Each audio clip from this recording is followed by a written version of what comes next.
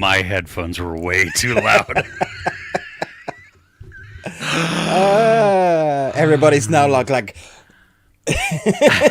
mute. I'm sorry, what did you say? I can't hear anymore. How's that tinnitus going? It's there. Hello, Chris. Hello, everybody. Welcome to the best thing you watched. Hi.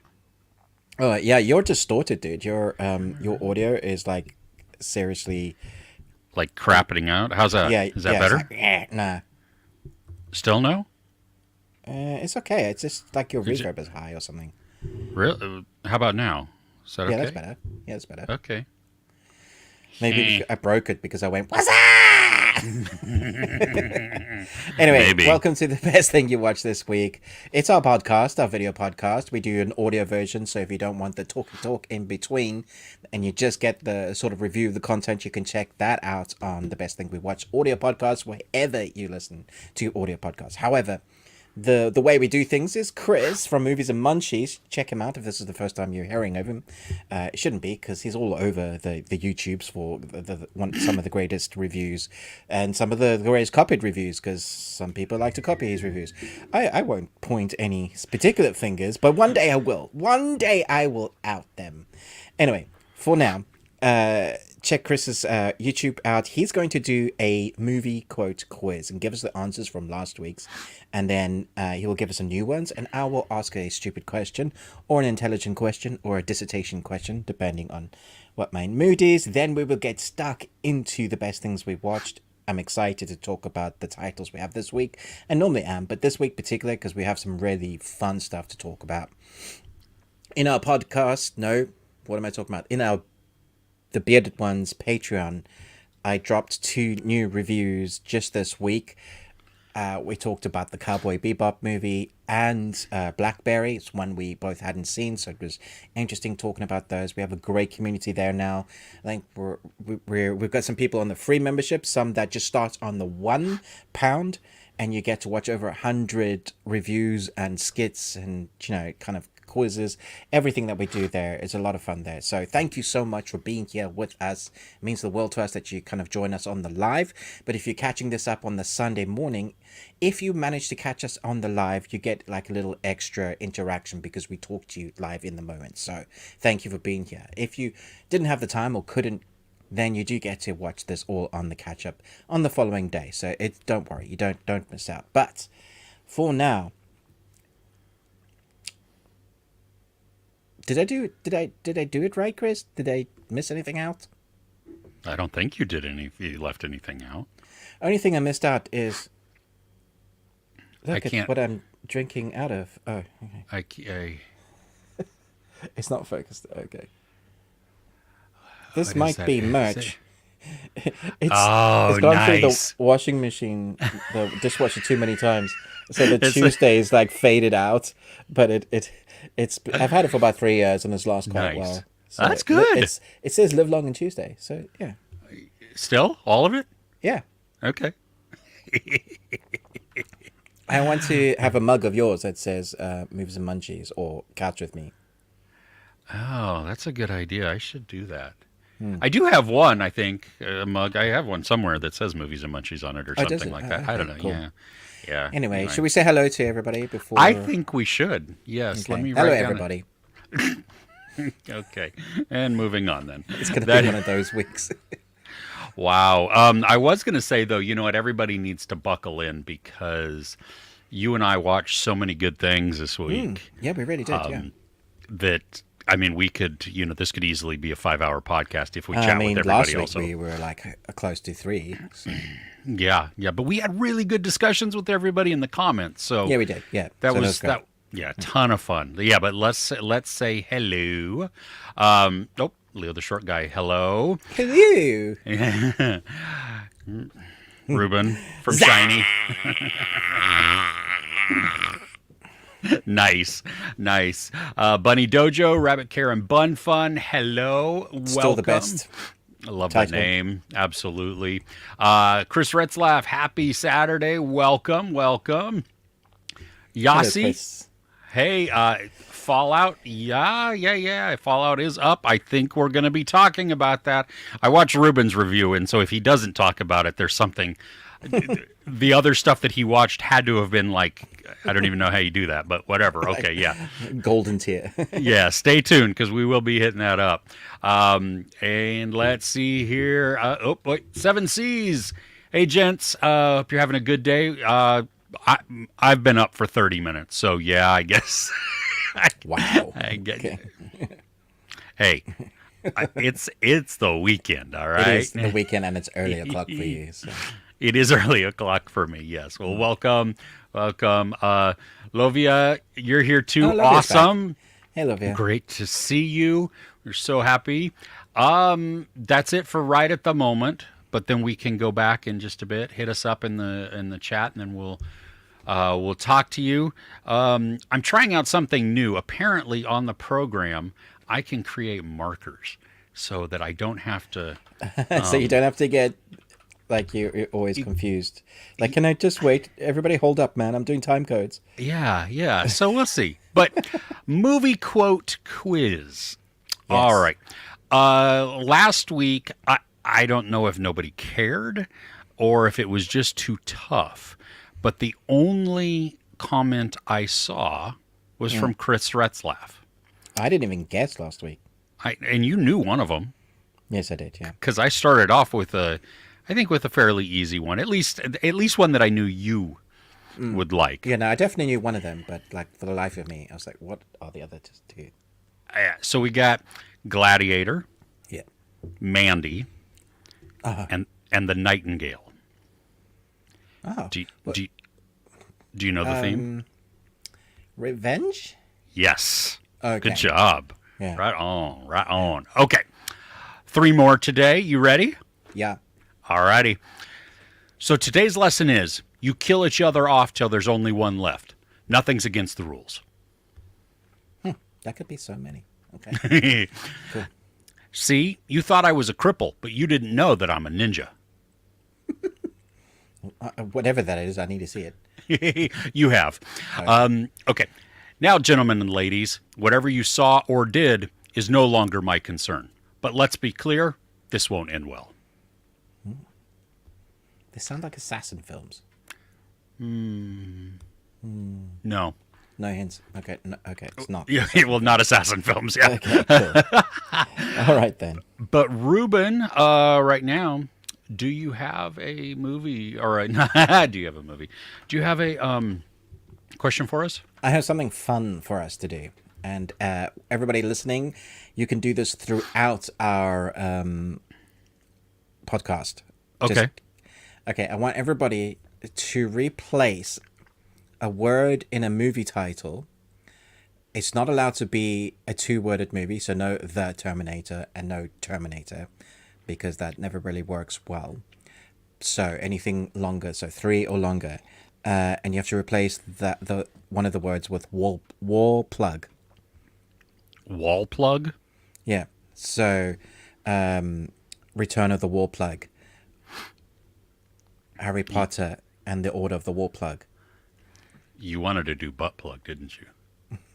No, we were actually talking about wall plugs and like drilling into the wall and like, what do you need? Oh yes, you need the wall plugs. So it's just a weird word. Okay, what's a wall plug to you? Because you might be confused. Well, that's what I was going to say. This might be one of those words that you and I... So are you talking about the outlet that's in the wall, or are you talking about the actual...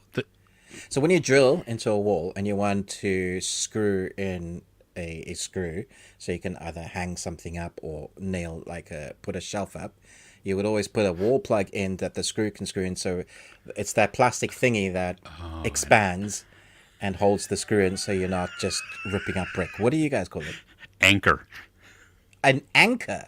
What the freak, man? Well, because a wall plug is something you plug into the wall, like for electricity. You British people are weird, man. You plug in a plug. Well, yeah, a wall plug. It plugs into the wall. No, that's just on the wall, and that's a plug. Then what do you call the big? What do you call the big ones? Is that a wall wart? A big plug? Yeah, it's a wall wart. No, I don't know what you're saying now. That is not even English. Okay. That's Americanese. That's what that is. Oh, okay. Everybody in the comments, we need to set this South American or South African Brit straight. There's. Oh my I goodness. love it. I love it.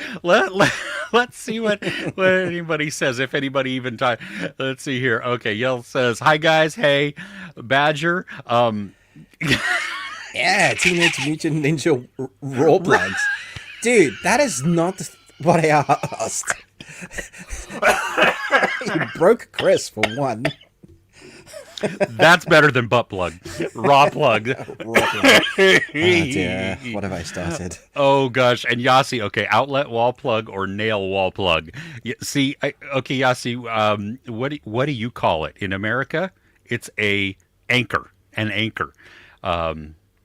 We use those in the ground for like concrete anchors, like you have on a ship that you chuck overboard, and that anchors to keep things into the ocean. Yeah, to keep things still, to keep things from moving, It doesn't go to keep into things the floor though. It weighs it down. Okay. It doesn't go into the wall of the ocean. Badger, why are they called raw plugs? John Joseph Rawlings, who is credited with the invention of the wall plug, named his raw plug and renamed his business raw plug in 1919. So he wasn't even joking. This wasn't a joke. I apologize. Okay. Yeah, raw plug.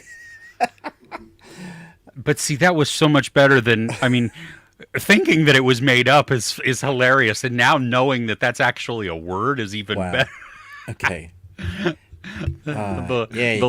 Lord of the wall plugs. Nice. I like that. Oh gosh. Okay. So that's going to be fun throughout the podcast. We can. Oh my gosh. With great titles. So you can use anchor, wall plug, or raw plug. No, just wall plug. I can't use wall plug. That is incorrect. All right, use anchor if you want, guys, but the correct one is wall plug. Yeah. Or your anchor. Yeah, Yasi, I'm so raw wall plugged. Oh dear. Oh, Ruben didn't want single word titles, but wall plug E. Nice. Wally, okay. That's actually clever. Oh my gosh. Oh, Anchorman, the legend of Ron's wall plug. Anchor in there for anchor. That's clever. Well done, Chris. That's already we could be all day just doing this as a podcast. Oh my gosh, the nonsense is outstanding. Oh, I love it. I love it. Okay, we should probably... Oh, wait, here we go. Another one. Star Wars, Revenge of the Plug. Nice. Nice, Badger. Oh, okay. my goodness. Good job, okay. guys. I'm counting on you guys on some really good ones. Creative ones. Killing me here. All right. Let's go... Let's go to the best thing we watched this week. Okay. What do you say? Yeah, let's do it. Okay. Okay. You want to go first? You want me to go first? Because we have a lot. All right, just do it, Chris. Okay. I'm gonna. Oh yeah. Okay. Sorry. Okay. We're scissors, paper, rock. You have to do it again. Scissors, paper, rock. Okay, you go. Okay, I go first. Yeah. All right. We're doing Civil War. All right. This is on my top. So yeah. Oh, nice. Okay. Yeah. So yeah, Alex Garland's recent and last movie. Possibly last movie. Yeah. Yeah, at least as a director. I hope he doesn't stop writing, because he's also written some other things outside of directing. So this. Yeah, he's a phenomenal creator. Exactly. I gotta say, it's not. I mean, the trailer is wrong. The trailer is very misleading. This was so set up to be the post-apocalyptic rise of the redneck type of thing. You know what I mean? It's not that. The way I sold it to my wife was it's the story of two war journalists, or just war journalists, a journalism, and you are playing I guess the eyes that watch non-biasedly because you are you are following the journalist's journey from A to B, trying to get to Washington D.C., and that journey is you just watching what occurs between the various factions that they are. People killing each other, Americans killing each other. Yeah, and capturing That's- the horrifying or anything else, I mean, because there's that point where they talk about, you don't think about it. You just record and let other people decipher the meanings. Yeah, I mean, it brought up some really interesting questions. I think for everybody that watches this, while you're watching it, it's going to make you think. It's going to make you ask yourself certain things, like just ones I wasn't expecting. Like, should they be even there photographing this while it's happening? Like, for one, are you getting in the way? And occasionally they did. And you capturing people at their worst moments, the most horrific moments, whether it's them dying or them doing things horrifically to people. But then you go on the other hand, it's like, if they don't tell this story, so much of these sort of stories get swept under the rug and no one tells it. So it's almost integral for them to be there, to tell it as it is, as non-biasedly as possible. But then again, it's always going to be somewhat biased from that person's perspective. But that's why a photograph particularly is so truth-telling. Because they can spin the information around what they were feeling when they were saying it. But the photograph, the still of that moment, will be the truth that you need. As long as it's not doctored or anything. But yeah, I mean, the one thing with photo over video is that you do lack context. Like some of these we see, a person bleeding out on the ground. Yeah. Were they the aggressor, or were they the victim? Or this movie, I didn't class anybody as a good guy. No one. Not even the journalists?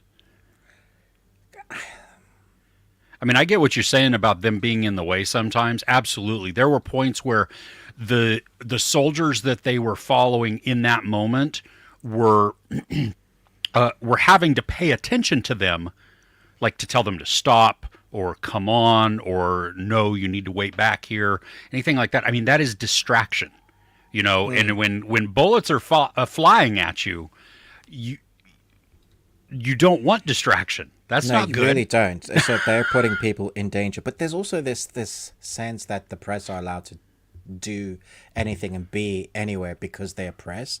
And the UK has press issues, and as you guys do, like when it comes to Hollywood stuff, the press will invade people's space in a horrific ways. And there's still that whole theory that it was all like the press's fault that they basically ended up killing Princess Diana because they were chasing them the car, whatever. So the repercussions of being a presser. So you want to tell the truth, and this is true journalism, I would say, war correspondence. But it like, I love their story, and if I was going to root for anybody, it would be them. I thought Kirsten Dunst was incredible in this, like phenomenal. I loved the hollowness that she had. You know what I mean? And it wasn't like just a mad at the world type of thing. It was that tired. That she's been through it so much. She's seen so much war, so much death. Yeah. Her body, it's just like literally expressing like, I can't anymore. She's haunted by it. And she plays that wonderfully. Like, really showcases that. Yeah, because I love how she was able to. I mean, with Kaylee Spaney's character, who was also phenomenal in the movie, but Kirsten Dunst is able to, like,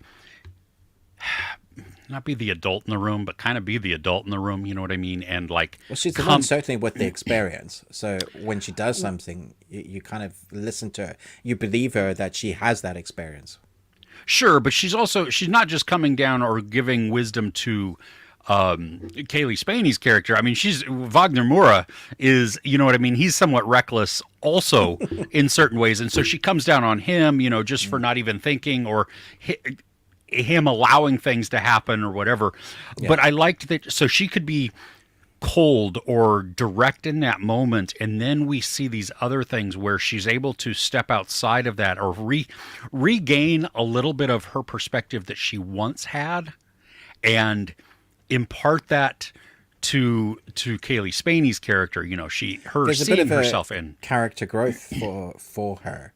Oh Like yeah, she regresses from the state where she's had to harden herself, and as she comes in contact with this young person now who wants to be this new journalist, it's almost like I'm going to teach them what I can, a passing of the torch, but also really show her, or maybe protect her in some way from what she's stepping into.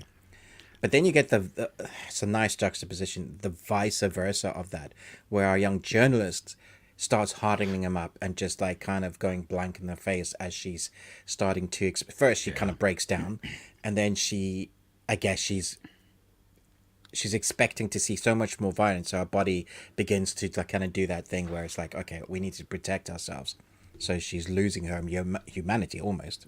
You see it like just through stages. Yeah, that shutdown. I mean, there are a couple of scenes like in the car where things have happened and she is like, I love how, the sound design in this is just a phenomenal piece of character, because I mean, it goes silent other than either soundtrack score or war noise, and her screaming, and just you see the abject horror as her body and her mind are reconciling everything they've seen. Yeah. And what they're experiencing. So the use of there's a shot of tanks moving past, and then there's one, what's his name? Wagner Moura. Wagner Oh Moura. my gosh. He's screaming. I think it's in the trailer, but he's just going, and you don't hear him scream, but yet you do. You feel it in your soul, right? It's so emotional, evocative. Like you're like, ah. When I was watching that, I saw his, you see his face, you see his facial expression. What grabbed me, though, were his hands and his arms. You can see the blood vessels standing out on his arms as he's shaking at this guttural, just deep wail type of scream. And that lets you know how powerful he really was letting that out. I mean, he was... Whoa. But that was the correct response of what they've just gone through. Absolutely. It was such a moment. And like my wife and I were talking about after we'd watched this, the film takes moments of just extreme whatever, and then it places you on a journey, because we have those 800 something miles to get to Washington. So it's a really interesting and fun watch, because you have the journey, you're with them, you're willing them to get this MacGuffin thing that is spurring the movie on, and then you just get to experience the brokenness of America, like as they go through some of the states and what each of these states believes, because everybody is like either on one faction or another faction. And it doesn't really, I thought this was clever, it doesn't really show any political allegiances. It's not saying this is who's good and this is who's bad. It's just saying this is probably a very realistic look at a very real possibility of a future that we could have. I felt like after I'd watched that, it's like this was almost the zeitgeist of America screaming of like birth this into reality. Because how many times, and I think I say this a lot, has media moved into a place where it's reflecting what's happening in society? If you look at the films, either during World War II or just after, massive reflection on politics and all of that, but also what people were experiencing. So they had these heroic stories that they've never had before, because they so wanted a hero to come stand up against the big guy, or they often would say what they couldn't say in real life on film. And I thought this film did it brilliantly without actually pointing any fingers at everybody. It just kind of said, here's a thing that's possibly happening.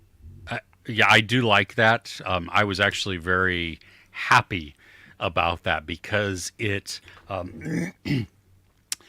it allows it to have a better reaching impact, I think. And people were, because of our own biases that we have, we're going to see characters in a light. 100%. You You're know, so gonna frame it. You're gonna be thinking, "Oh, that's who they meant." Possibly exactly. not.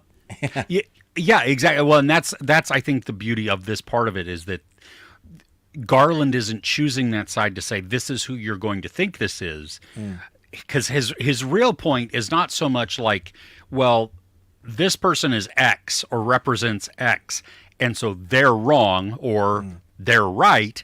Instead, saying, hey, you know what? War is really bad. And look at what it's doing between these groups. In case you hadn't remembered, as a Brit looking over the pond at us again, like just a little over 100 years ago, you all did this before. Yeah.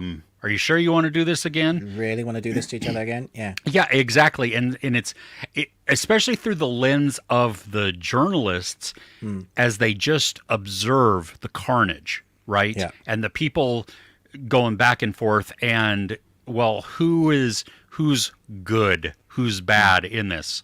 Well, war is bad. That's really what that boils down to, And so I think it allows a wider reaching audience also, Yeah. because it can be applied more universally than just, oh, well, it's the American political parties going at it. No, That's not what this is. Yeah. yeah, it's any warring faction against another warring faction, where one of them believes that they're superior or right. And There's a scene with Jesse Plemons that I thought was just this dude is such a great actor, and the presence he brings on screen. I know I saw a moment of it in the trailer, but when I saw it in the film, there's much more context to what's going on. There's a pointing at racism, systemic racism, in that scene that I thought was brutal, but so honest as well. There are scenes like that scattered throughout the movie where it's kind of just saying, and here's this topic, and here's this topic. But I'm so amazed at how it never loses its, this is the ride we're going on. It's brutally entertaining. That should be a new genre, brutally entertaining, because you come out of the going like, oh, I need to breathe. And also, I don't know how often I could ever watch that movie, but also, it's incredible. yeah, this is one surprisingly that I would watch again, because excuse me, it's while it is haunting and it's disturbing in ways, it wasn't one of those that I was more engaged with it than disturbed because of, I mean, I didn't like the actions that I got to see, but that I don't think I was supposed to like that. Like, I wasn't supposed to glom on to, ooh, well, they're the right ones or they're the right ones. It was more of, wow, I'm horrified at what's going on. And does everybody else see, like, are they watching it in the same perspective I'm watching it, or how are they watching it? I was interested to ask you, did this movie not make you fearful?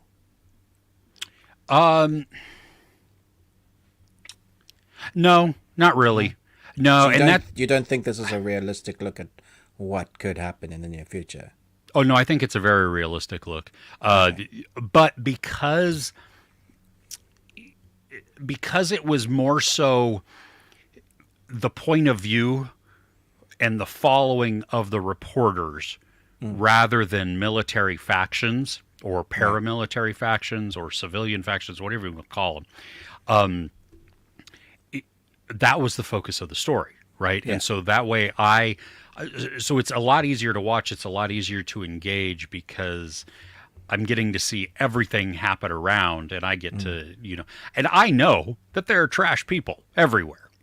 Yeah. This country, other countries, all countries, the even violent people and crazy people and sane people, and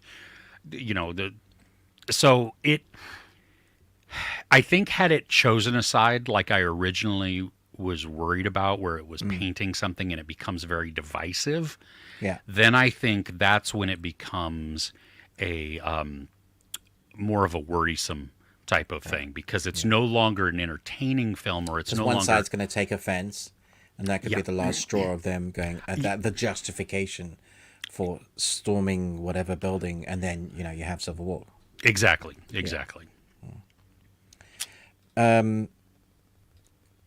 There's there's a what is the old guy? Stephen McKinley Henderson. Yeah, he doesn't get that much screen time like throughout the movie, but when he's on it, dude, it's not about screen presence. It's just about the way. I guess it is. It's about the way he holds himself, the lines, the delivery, the character. You just love him as a character, like almost immediately. And there's a wisdom there that I loved him bringing in.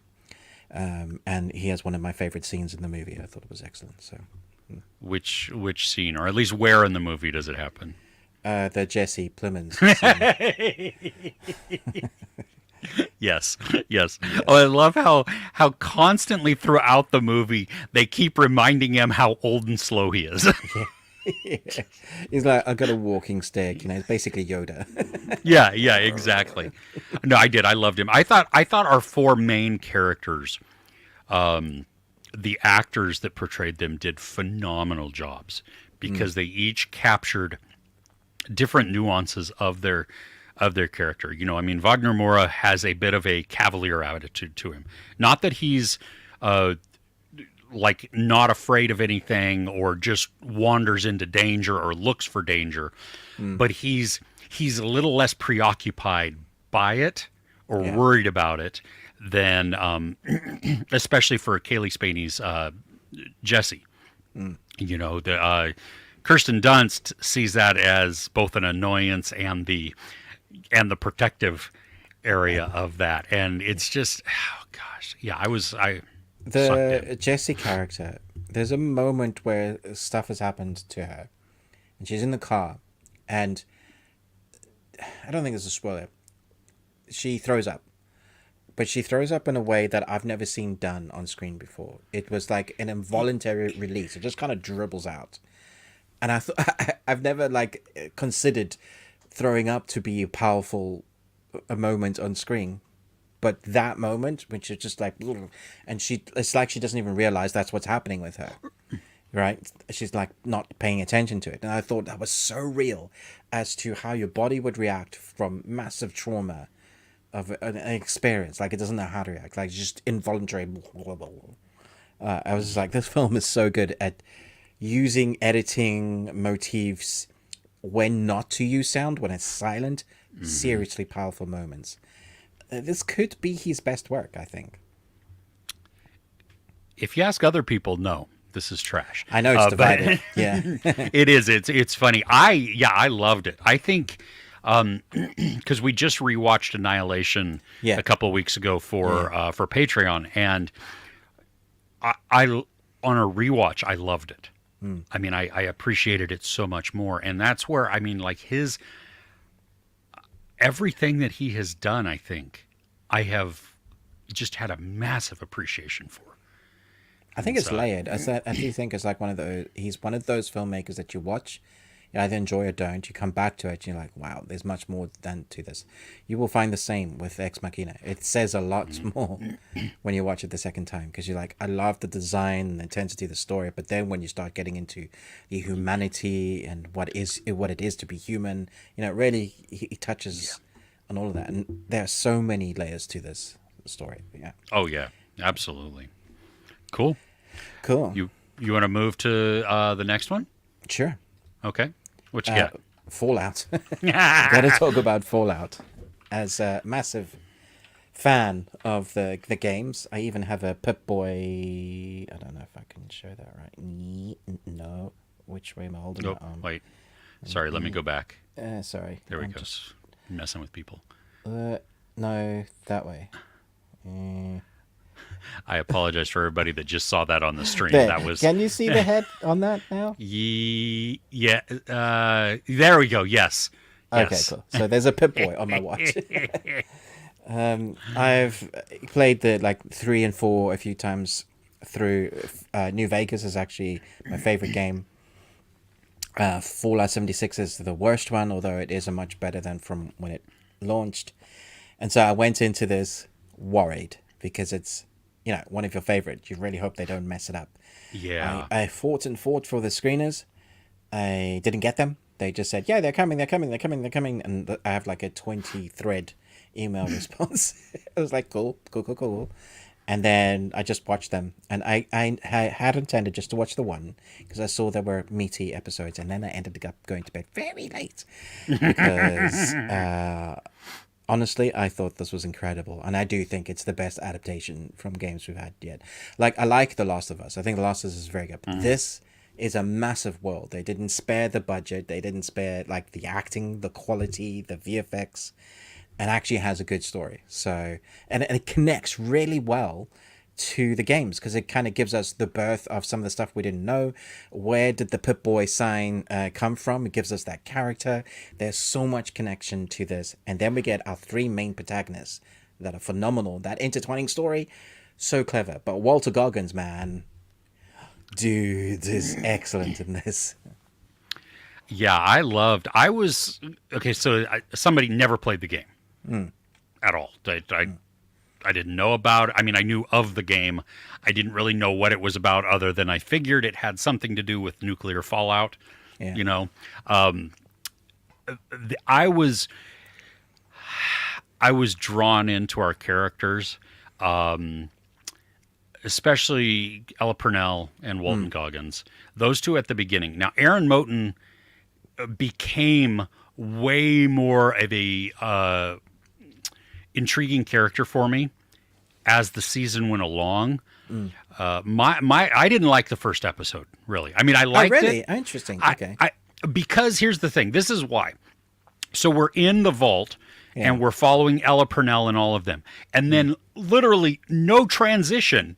We just cut and we're outside with these other people and there's big robots and I'm like, okay, is this flashback?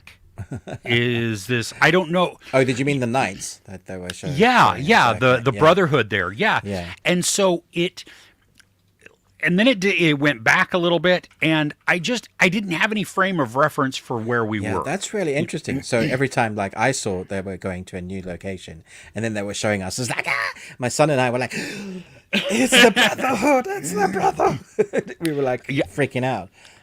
So at the beginning, I wasn't digging that because I was like, I'm trying to play catch up and trying to figure out the context of the world that I'm now living in. Yeah. You know? Yeah. It then once I've been introduced a little better, now I'm all for it. And I can, obviously then the flashbacks, I can tell when they're flashbacks versus, going on simultaneously, but in another area, something like that. I thought, like, for me, I loved how Ella Purnell, like, is on the screen right now in that interview when we see her. That's how she is. I mean, she's so wide-eyed, so hopeful, so naive. It's a pocket of humanity that hasn't been disturbed by the outside world. She's a poor little homeschooler who is just about ready to go to community college. It's exactly that. And she's going to walk outside and go, hello, everybody. Oh, you look nice. Gang. But I got to tell you, the thing that caught me off guard, even with them, was the whole cousin thing. I mean, but that would be so real, though, wouldn't it? Because you have a limited pocket of people. The matter-of-factness, though, at which she talks about it. Yeah, the line of... I know what you...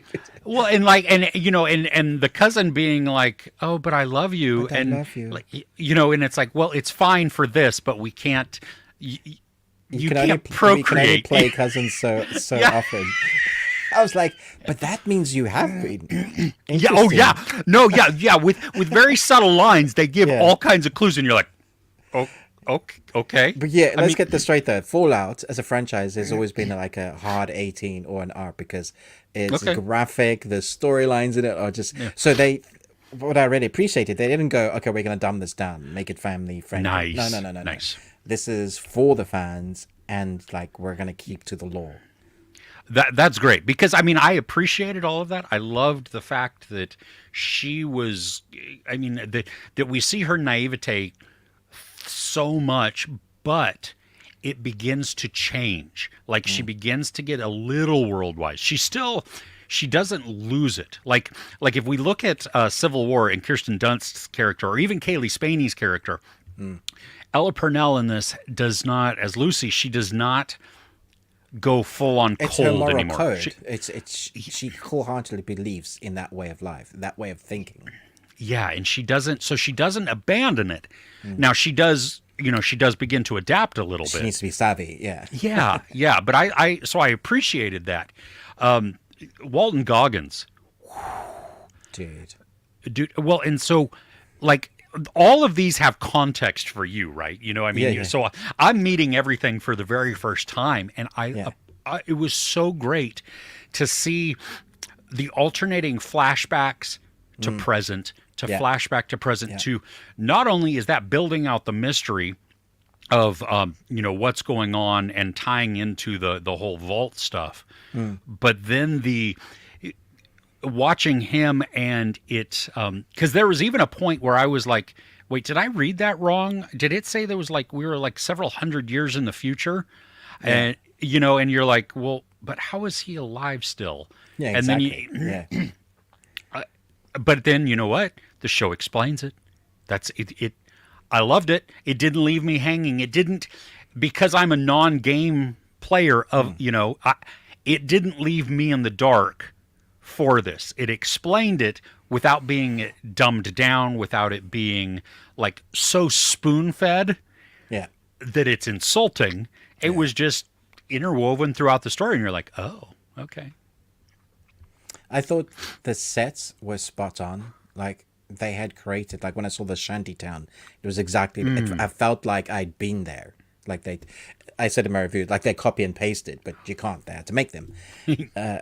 So like everything just felt like a proper love letter, and yet I think mostly really took it as if you could come as a first time, like you hadn't seen them before.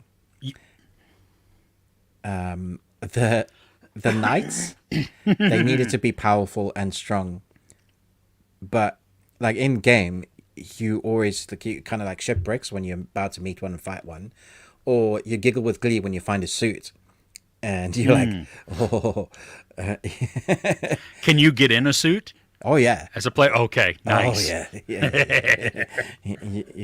It does have power that you need to charge, but but yeah, you can wreck mostly everything with one of those suits.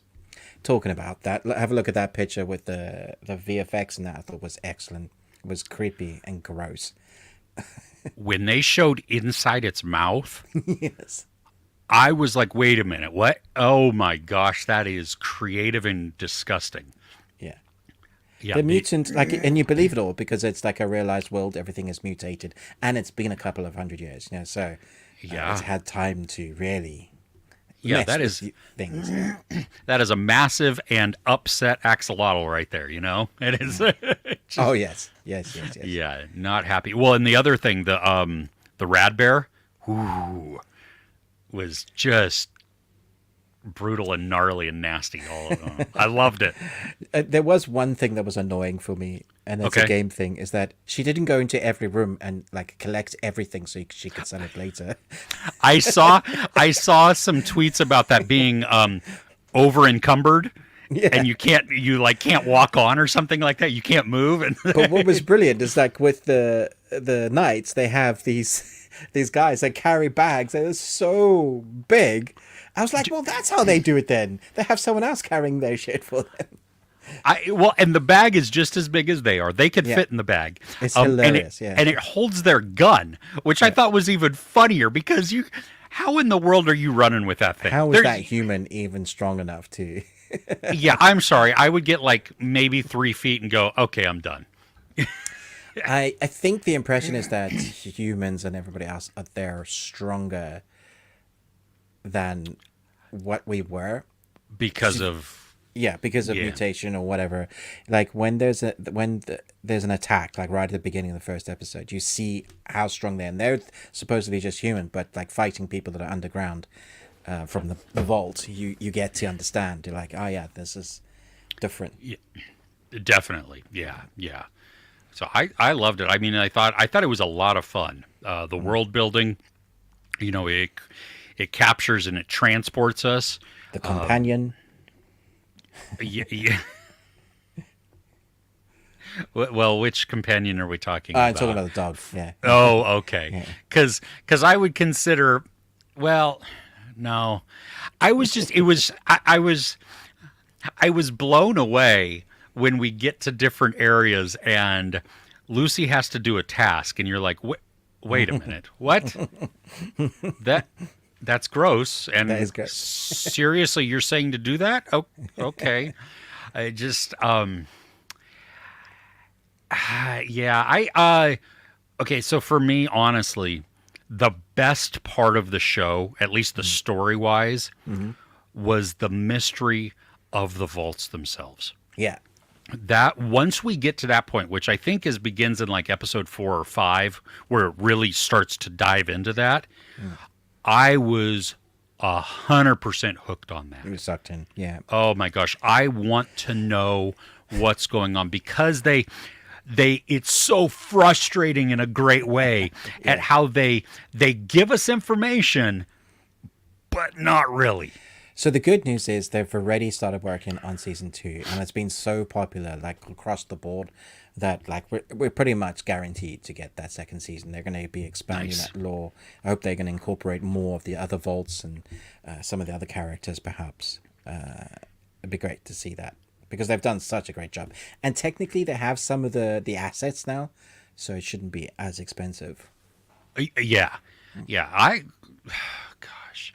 Yeah, no, it was a lot of fun and I'm glad to see like all of the people familiar with the game praising it for the most Yeah, part. it was just like a labor of love. That's what it felt like. It didn't feel like they were getting it wrong or, just, oh, we're going to do a version of it. It just felt like we'd been given a story in that world. Yeah, and I like that because it's it serves to give the fans what they want, need, deserve. Yeah. Oh, that And picture, then- that moment was brilliant. Mostly loved because it. the reaction of the night. Oh my gosh. Yes. Well, and I'm rooting then at that point Yes. for somebody because of behaviors and attitudes and words and everything. And it's like, yes.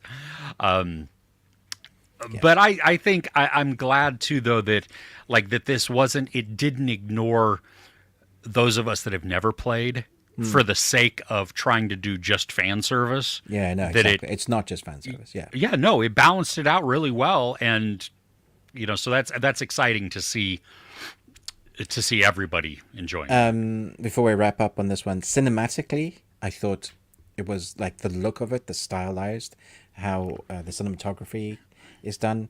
I know that the first couple of episodes in many places were shown in IMAX, and that's how much faith and expense that they had in it, that they were showing like to some press that like this works on IMAX, it's that good. Wow. Because you've got to have a certain standard and quality of like the filmmaking, and even just the actual idea of like we're putting it out to people with 4K screens, but this has got to be good enough to be exposed to cinema level quality. Yeah. Okay. That's nice. I didn't realize that, but that does speak to the quality and everything that they do. Cool. We good? Yeah. Okay. Let's move on then. Hit everybody up in the chat. How about that? We have not talked to you for a while, and we have a lot of comments to get to, which is outstanding. I'm scrolling up to find out where we left off. Golly, I'm scrolling and scrolling and scrolling. Animation Fanboy 2004, welcome. Hey, how are you? Let's see. Seven Seas Drama has one for you, Ruben. Can you skip My Hero Academia 5 and just start watching 6? What? Who's skipping a whole season? Yeah. Okay. So it is it's one of those training seasons, but the progress of the characters, you need to have seen those episodes so that when you get to season 6 and the proper worldwide arc happens, you care about those characters because they introduce new kind of team members or the way they interact with each other, or some of them have abilities that they've learned in season 5 that you'll be like, where did that come from? When did you get like that? Yeah, no, especially even for like our main protagonist who's learning to cope with some serious darkness about his powers even. Yeah, you can't. No, damn it, don't skip anime. Wow. Okay. So No, you I wouldn't. you don't feel passionate about that, huh? Not at all. No, no. No, I mean, you'll be fine. You'll catch up. It's anime. But for me, I need the context and background. Nice. I love you. An American-British fellow in a LOL conversation for a straight 10 to 15 minutes with the so-called world wall plugs. Yeah, I'm sorry. Sorry about that, Olivia. That's the little insight into our brain. Because what was it last week off air? You and I were talking about some other word. We were talking about biscuits, weren't we? And you were trying to figure out why in the world Americans would put gravy on biscuits. Gravy and biscuits. Like, are you insane? What's wrong with you?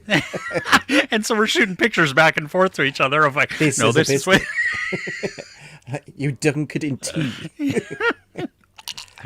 Oh, goodness. Okay. Badger, these are important topics in need of discussion. I believe you're talking about the 100%. Wall plugs, and yes, absolutely. Hey, yeah. We are solving the world's problems here, okay? Oh, Mr. Saxon, best thing you watched this week. One episode of Fallout left and think it's brilliant. Yeah, a friend who binged it all in one night. Yep, that's it. It is definitely binge-worthy. Ruben, did you sit down? Because I know you said you stayed up way too late, but did that mean you watched the entire thing all the way through? Yeah, altogether, yeah. That's a chunk, but worth it. But I didn't mind it. Like, I was just like, next one. Which give it to my eyeballs. That's it. That's the sign of a great one where you're sucked in. Hey, Chris. Yes. Resident wall plug. Very much so. Evil. Yes. Yeah. No, I got that. Just yeah. Ghost wall plug. Evil wall plug busters. Blockbusters. Oh, goodness. Okay. Bunny Dojo. I saw Civil War After All. Oh, awesome. Great acting. Agree. Not like the trailer. Think could have been set in any war, though. Yeah. They didn't have to have it, how it tears. Wait, they didn't have how it tears families apart, which is the worst part of a civil war. Yeah, I do agree there. But I think had they done that, it would have drawn away focus from the reporters, but maybe they could have still... I think they could have shown us more of the reporters because they were kind of the family. They knew each other. They worked on each other. If they'd shown like maybe one leaving his family, that it could have worked that way. Yeah, his or her family, theirs. Yeah. Shiny wants to watch Civil War. Everybody says it's good, but it sounds depressing. So he's going to watch the other Civil War. Hey, that's a great movie too. Oh, that's also an awesome movie. That's a spectacular one, and that fight scene where they watch the bounce one on the shield first, and then watch the other one. Yes. Lovia is on episode 5 of Fallout. Good, loving that you're enjoying it as well. Juice, hey, good day. How are you? Good day. Good day. I can't. I'm sorry. I apologize to all the everybody that. Yeah, exactly. I should stop doing accents. Chris Retzlaff. Plemons' scene was unbelievable, and the scene with the snipers really summed up everything. He's trying to kill me. I'm trying to kill him. That was such a funny scene. Are you stupid? Yeah. Yeah, because it didn't matter, and that really does. You're right. That did sum up everything because we didn't know who was on. Yeah. We don't even know that the people that we see, even though they're dressed in camo, who's giving you orders? Did you not understand? Now I got it. Why are you here? Why is this happening? Then they ask Kaylee Spaney, and she says it just so plainly, and then they look at him. Yeah, it was funny, but in like a what the hell way. Yeah, no, absolutely, yes. Plebeian Peasant. Hey guys, have you seen a show called A Gentleman in Moscow? Stars Ewan McGregor and is set in the 1920s. I had screeners for this. No, I didn't have screeners. This is on Paramount Plus. Yeah. I didn't get an opportunity to watch it yet. It's out now, I believe. Like 3 episodes at least. Yeah. Yeah. Did Plebeian? Have you been watching it? Is it No, worth but I looked checking at it and I thought that looks like Hugh McGregor. So now I know it is Hugh McGregor. You know what? Funny enough, though, if I'm not mistaken, Mary Elizabeth Winstead is also in it. Really? Yeah, his Interesting. wife. So Okay. yeah, cool. Niket, hey, welcome. I Good read to have that you on as there. Hello. Hello. Hello. EL. The, the perks of being a So wall being a plug. 2 thumbs up. Oh, it's so bad. Oh, right on. Okay, so now we have conversations going back in the chat, which is outstanding. So Yasi watched Gran Torino, Mule, and $1 Million Baby, and Unforgiven. He had a huge Clint Eastwood Jeez. Yeah, that's thing there. that's- Yeah. Badgers. You know what? Cap can do this all day. Yeah. That is America's ass. Yeah. Badger. Binge Fallout, happily devoured every scene, no complaints, excellent adaptation. Yeah, no, I get that. Too much walking, but every player understands that the wasteland is part of the experience, almost a separate character. Well, yeah, I mean, things are decimated, right? They have to get from point A to point B, and That was my favorite part of the game, though. Just walk in any direction. Let's go see what's out there. And you come across a little shack, and you're like stealing ashtrays, and like you're getting some weird drugs that who knows? Let's try what this drug does. You try that, and you're like, oh yeah, that's not good for me. You kill a roach or eat the roach. You look through the drawers, find old money, bottle caps. That's now currency, and then you have like this little weird computer that gives you a bit of like, so and so lived here and left a treasure box in some way, but it's infested with these things, and you're like, oh cool, side quest. It's awesome. I loved the capitalism tie-ins that Yes. they were So putting good. in there. So, I mean, even down to the why the bottle caps and the specific bottle caps too. I thought that was Nuka-Cola. Ella Purnell was really good. She was. Well, I was going to say something, but that could be a spoiler for anybody who hasn't seen. But yes, she's really good. She plays the younger version of one of our characters, and Okay. yeah. Mr. Saxon agrees. The first episode of cutting to the night in the wasteland before we'd seen Lucy leave the vault was a mistake. Should not have seen the outside world. Yeah, well, we should have seen the outside world when she did. That's really interesting. That's like 2 points of view, both. Yeah, maybe you're right. Yeah, I think coming from the game, I just that was like, oh yeah, cool, knights. Really hate Thaddeus in Fallout. Thought it was his redeeming arc, but hate what he did. I wasn't sure if I'm supposed to totally root for that guy or not, because like Yeah, I didn't get like I wasn't sure. at points I was, or like I was like, oh well, no, I want to, but then also I'm like, I don't know if I can trust you. Yeah, no, I kind of agree with that comment. Like that, I was like, yeah, I don't trust him. Yeah. Okay, vault scenes or vault sets, brilliantly done. Yeah, Yeah, he it looked was- so authentically perfect. It was great. It was really nice. And it set the tone too, especially when you go from vault to vault, Yeah, and you see the differences and the horrifying things in certain parts. Nice. Wall plug identity. nice. Nice. Very good.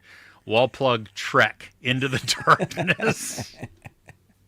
That's a mouthful. Oh, good evening, Son of Soils. Hi, how are you? Welcome. Wall plug wars, the phantom socket. Nice. Yeah, that's creative. I like that one. Wall plug enter the socket verse. Oh, that's a good one too. Really going oh my out there. gosh. Dude, yeah. If it wasn't for all the decent hardworking wall plugs, posters, and shelves may fall off walls all over the world. Maybe even the whole plug. Oh gosh. Please stop calling it a wall plug. It's not a wall plug. It's an anchor. Nah, Sorry, you're wrong. Everybody has said wall plug, so Yeah, I know. Well, that was the task, though. Oh gosh! All right, Chris Retzloff started playing Fallout 4. exactly what I said. There's going to be huge resurgence of these games now. Yeah. Okay. Now this is interesting because I've seen several other people mentioning this also. Chris says, I almost wish this was a weekly release. I had no willpower to spread the series out. And a lot of people were saying it was a mistake of Amazon to not give this a weekly release.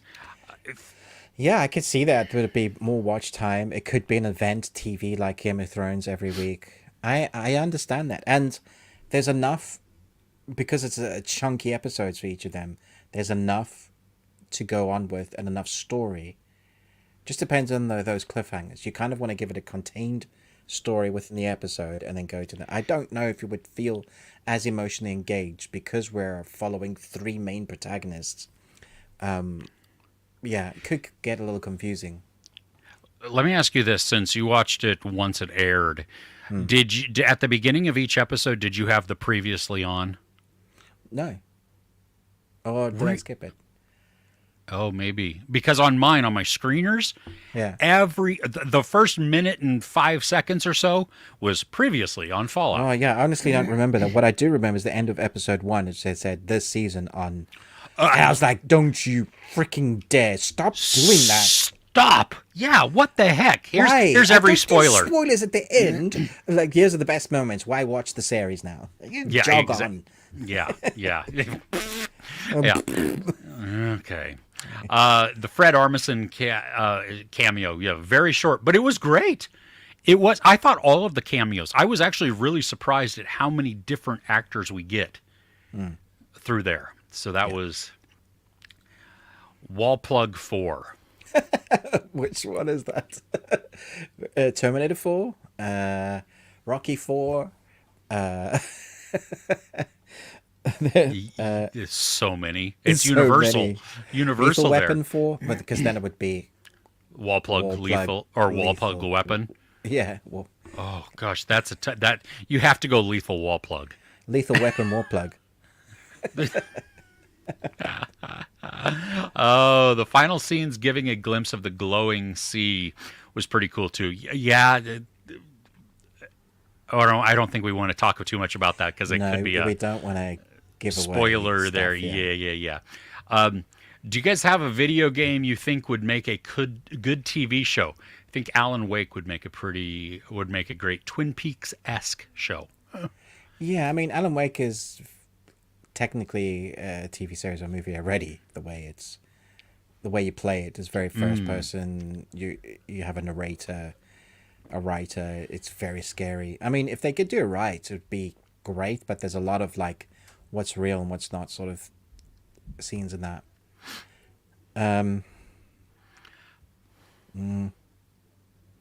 We've done a lot. Like Tomb Raiders have been done.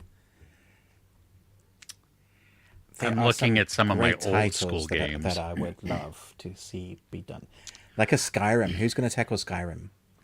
Like dragons and Vikings and.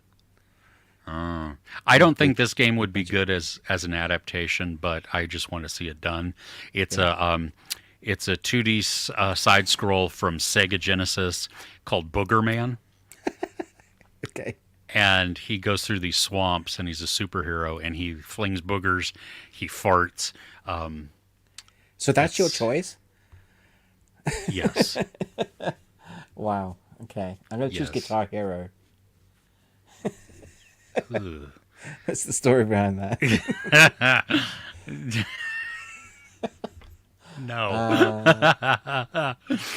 Actually, The Order would be amazing.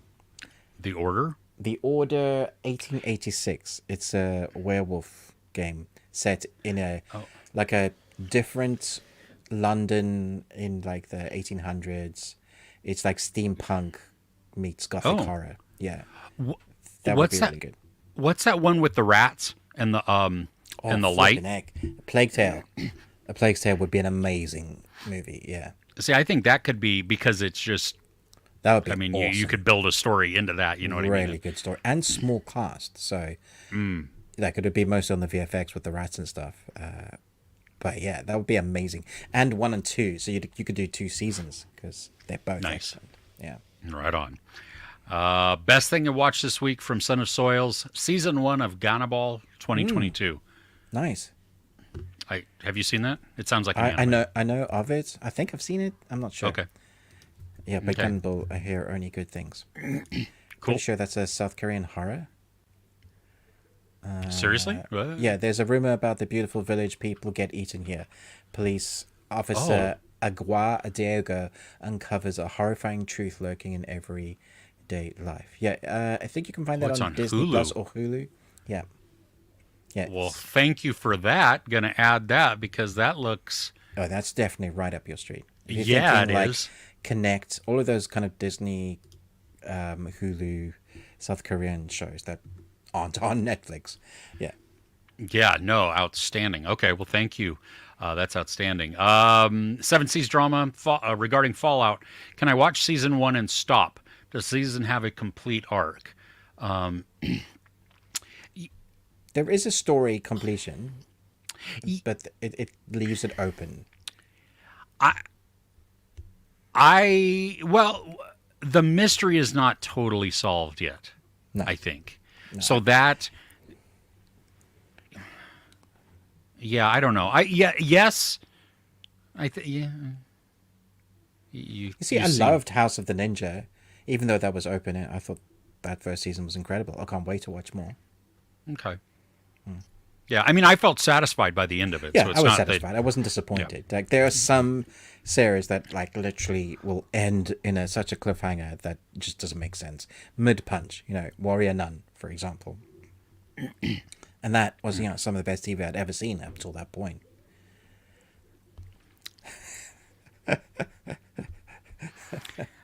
Everything that just came out of Ruben's mouth was a lie. Series was trash. War Plug Nun. There we go. Yeah, exactly. Wall plug none. Oh gosh. Oh, Badger seeing Dune 2 tonight for the first time. Awesome. Outstanding. Enjoy. Yeah. Good. Yasi watched Bleeding Love. So did Ruben. So okay. I don't know if we're going to talk about it. We'll have to wait and see. Everybody is broken in some way in Fallout. No good guys, really. I don't know about that. I don't know if I can. I mean, because I think Ella Purnell's as Lucy. I think she's a good guy. I think there's a couple of others that have growth that really want to be the hero, but the world that they live in doesn't allow them to be. Yeah, I like. Well, I think even though it's kind of a revenge tale, I mean, the ghoul is. Oh yeah, you understand why he's angry, why he's like that. Yeah. I mean, And 200 years of that before you start doing your main arc story. Yeah, of course. Mm-hmm. Yeah. Oh, and Lucy's brother, played by Moises Arias. I think I honestly kind of wanted him to be the protagonist. I love Lucy, but because he's so scared, him growing as a character is great. But see, I think that's a good thing for him to be carrying the story that's inside the vault. Yeah. Versus the others, and she gets to, and that's almost more interesting because there's a bigger story there. So yeah, well, that's truly where I'm at. Like I'm like, ooh, yeah, I want to go. Yeah. Okay, Quinn, Chris, do you plan on playing any of the games? Okay, so I do have either on Steam or Epic. I have at least one of the Fallout games. yeah, that's not the question, Chris. I know, but I have to give context here. I want to play some of the games. I don't know how quickly I will get to any of them. Chris bought me a game that he bought for himself so that we could play together. Have we? No, we haven't yet. I haven't even played it with my kids yet either. So, but I bought Forza 4. Horizon. Nice. Yeah, Did you play that? No, I installed it on my Xbox. Good job. That means you played it, right? So no, I just installed it. So Okay, cool. there's, I mean, You have It's a gonna life. say You're anything married, you have a job, and you got to do reviews. Like, when do you find the time? The answer is you make time, Chris. You make time, damn it. See, you were giving my excuse for me, which sounds so far like less than an excuse, and then you just bast me with the thing. Nice. Okay. Yeah. Good. Thank you. Great friend. Awesome. That's what I'm here for. Love it. I love it. Okay, Richard Copeland. Hey there. You played only Fallout 3 and New Vegas. Which is your favorite? Which did you like better? And Ruben, which out of those two do you like better? New Vegas. Every time the answer is New Vegas. Yeah. Okay. And you were saying, I think in your review that one is that one not made by Bethesda? It's not even Bethesda, no. And it's like the smallest map, but because of the way they've designed the story, it's so fun. And it has incredible DLCs, yeah. So let me ask you a question, and I don't know which game this is in.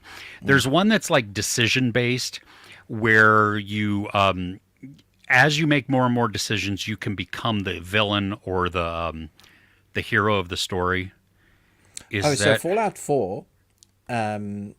deciding what faction to join will give you a different ending. So, like, you can join the Brotherhood, and you can join the technologically advanced, or you can join whatever. And that will change the outcome. I'm not sure if that's one. My son, my youngest, was playing one of the games one time, and this was when the Xbox was like in the main room, and so my wife was there watching also, and he went in and had the choice to either annihilate this town or not, and it changes the outcome of the game, whether he did. Yeah, no, which one is that? I think it's 4. Yeah, there's a nuke in one of the town. You can decide whether to explode the nuke or not. Yeah. And that obviously has effects on the story. Yeah, there's lots of this, like in dialogue as well. There's lots of decisions. Yeah. Yeah, my wife was like, in kind of shocked disbelief of like, oh my goodness, our child is like but I destroying do wonder, like, everybody. how many people didn't like? You see it, you want to blow it up, right? He did. It's a nuke. Come on, you actually get a gun that shoots mini nukes. Which is amazing, because when you face off Death Eaters, you kind of need them. Yeah, something, yeah. Nice. Fro! Hey! How are you? Loved Fallout. I in my head, I heard your voice saying that, so that's awesome. It's an amazing show. Yeah, lots and lots of fun. Bunny Dojo talking to Chris Retzlaff. Mom and... They're watching Deal or No Deal Island because of oh my gosh, I'm gonna write myself a note now. I want to see one episode just to see what it is. Why you find killing the me. Joy out of this. Deal or No. And this is the American version, right? Deal or No Deal. Is there any other version? Does I any other society do this kind of silliness? I don't know. Imagine. The Amazon platform with its previously and coming up mixed with intrusive ads was annoying. Oh, I guess if you're watching with Fallout, it had previously on and then getting interrupted by so ads. You can pay now extra to not have ads. Which is a terrible business plan, because you should just make I'm already paying like a big chunk for a year to be on Amazon Prime, which was always included of this cool stuff, which is why everybody keeps it, right? Yes. And now they're like, no, but pay extra not to see our ads. And you're like... Yeah, see, that's like Disney and Max and everything else. I'm sorry, no. You just make cheaper tiers. Don't punish those of us who have been early adopters of your product and make it more expensive, so we have to maintain the service that we already have. I don't remember any ads on mine at all. Maybe I just blanked them out. Okay. Last Temptation of Wallplug. Oh my goodness. Good. Oh, Alice in Wallplug Land. Oh. Excuse me, dude, I want to watch Alice in Borderland again. I am like so in the mood for that. It's great. Should have gone weekly with Fallout, just like what they did with Shogun. Okay. Almost at the 10th episode now. Can't wait. You're almost there, yeah. Yeah, I think I'm gonna watch it in 2 days. So, because I don't know, 10 hours, because they're long episodes as well, aren't they? Yeah, they are. They're chunky. Yeah, so I'll Yeah. watch the 5 and the 5, yeah. Have we watched Back to Black? No, it hasn't even come out yet. I haven't, In the middle of I'm not May. I'm not a massive fan of Amy. It's Amy Winehouse, right? It is. Of the music, and I know the story, so it's going to be depressing. So it's like all of the boxes of why I wouldn't watch it. I've seen the trailer and I was blown away by the By like by the how she actress's looks. performance. Yeah, Right, how she captured that. So yes, I am very much looking forward to it. I think it's out here though. No, it comes out May 17th. What? Really? What? How could it?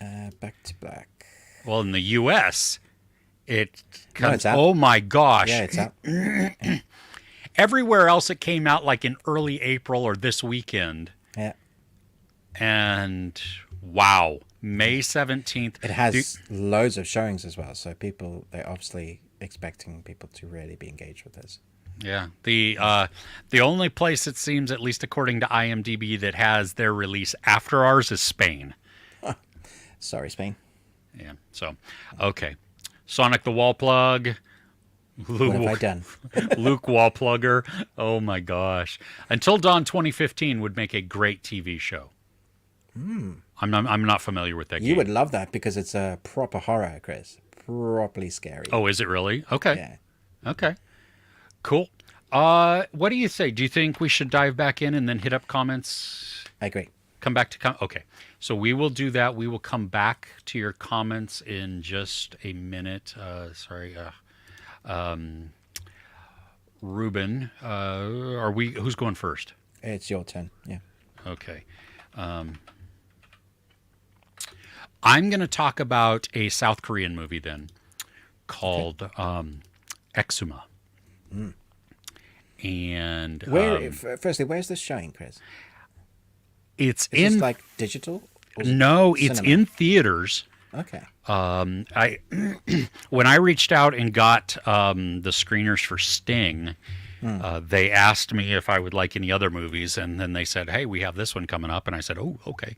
And I looked, and it was in theaters, at least in the U.S. I don't know if it's worldwide. My guess is it's not a massive release, but I even heard of this one. it is. It's longer. And it's a little slow, but it is a supernatural horror thriller, probably more thriller than horror. Okay. But what we have is these two people, a shaman and her sidekick, her assistant, are contacted by a family. They're a Korean family, but they are now living in the U.S. And the firstborns of their family have all been afflicted with something, and they just had a baby. This family just had a baby, and it's going through the same thing. So the shaman is called to perform some sort of ritual to help maybe cleanse the evil spirits or whatever. That then leads them on this journey to exhume an ancestor that they believe may have something. Maybe it's maybe it had a curse put on them. Maybe it's just ill at rest. You know what I mean? And hasn't been able to move on. And so when they go back to South Korea, they work with what's called a geomancer. And this person basically feels out the vibe and the aura of land. And so knows whether or not this plot is good, whether this is going to be appropriate, or how things should face, or where it should look for different types of projects, whether that's a building or a burial site. And I love that this gives a lot of insight into the culture and into the beliefs, and then into superstition and ritual and all of that. But we get to watch where just a regular exhumation is happening, and they're going to, because something is not right. There's wonkiness, maybe, going on in the family. The spirit is unsettled, whatever that is. And so we get to watch them. And so as they dig down, actually, even before that, the geomancer will taste the dirt to see how everything is. Right. Then, yeah, but he can tell, is it sweet or is it bitter? And if it's bitter, that means something bad is going on within the land, and maybe they need to move. But when they exhume them, they say different things. They chant different things because of the practices, the traditions that they have, and maybe superstitions, or at least in their belief system. So it's kind of cool to see all of this, because what that does is shape everything. Because then once we go back to the family, and they discover some things hidden in the history, and then they begin to exhume. Well, the geomancer doesn't want to. He wants nothing to do with it. Okay. And we then begin to see why.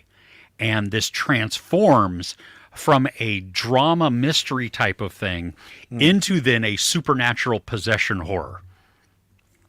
And we get some weird visuals, and they're quick, and you're like, wait a minute, is that what? I actually rewound it because I was like, no way, what? And you can pause it on, like, there's like 4 frames or something. It's just this weird, you're like, that's not right. And then it pulls in real history to augment the story, to make it even more plausible, to bring it into the real world, so that you can see, like, well, this was really going on in history. And these behaviors, because in Korea, I mean, it has to do eventually, it pulls in some Japanese feelings and some Japanese involvement, which there was, like, the Japanese at that point were terrible to them. I mean, they were the invaders and destroying people. And so that plays into it also. That history plays into the overarching thing. It's not always, well, it's not happy for a lot of it. And it does, they do some things to characters where you're like, oh, really? Okay. We get the special effects, I think, are pretty good, because a lot of the time it's more practical than anything, that we just, in tricks of the camera to give things different heights or sizes. So I had a lot of fun with it. I mean, way more than I even knew I was going to. Much better than you expected. Yeah, well, I didn't really know what to expect either, though. I mean, especially because at first I thought it was just a mystery. And then I watched the trailer before we watched it, and I was like, oh, no, this is a horror and a thriller. I'm the totally different mindset now going into it. The Geomancer is in right. See, let me address that really quick, because at the beginning we see some things, and I honestly thought that they might be doing a satirization of some of these characters, because we see rituals and we see the way they talk and the way they reference things, and it's so far outside of what American culture sees or is used to, right? That I was like, wow, that seems weird that they would be kind of making fun of this or poking at it.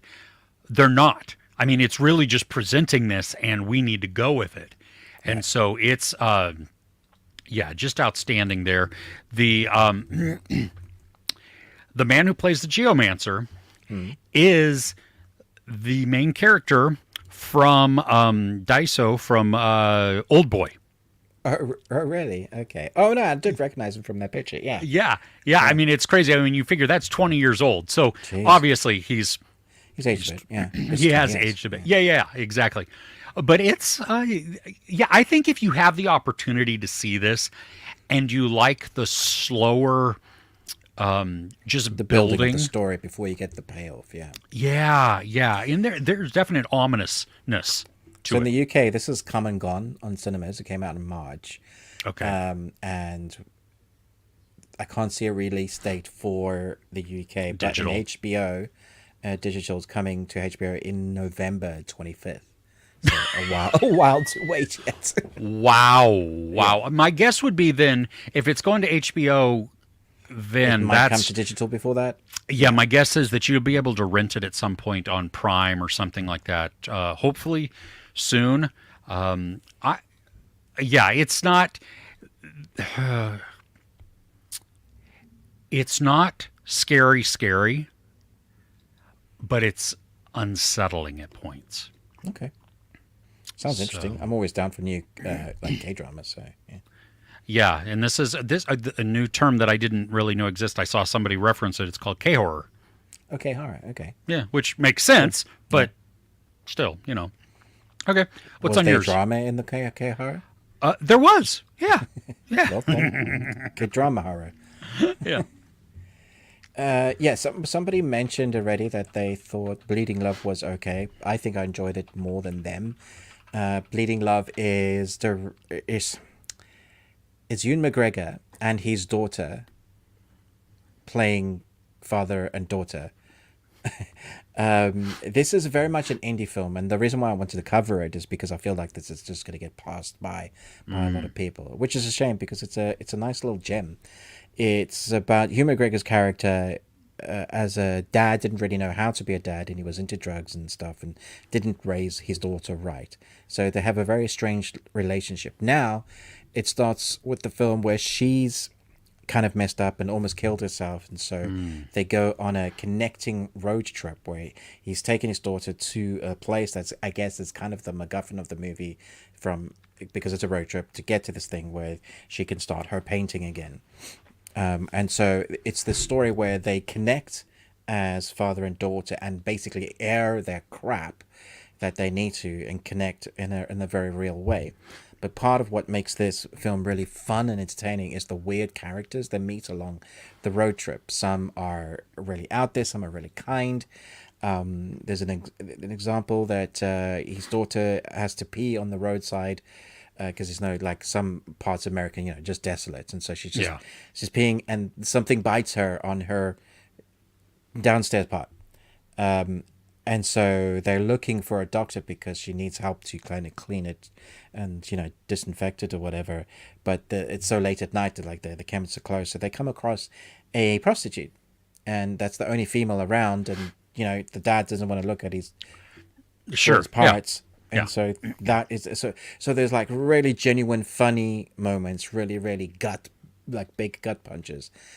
So with the atmospheric look of this, because it's that sort of road trip, big landscapes, beautifully shot in that kind of indie vibe, and then you have father and daughter who are actually father and daughter, and so they bring across that sort of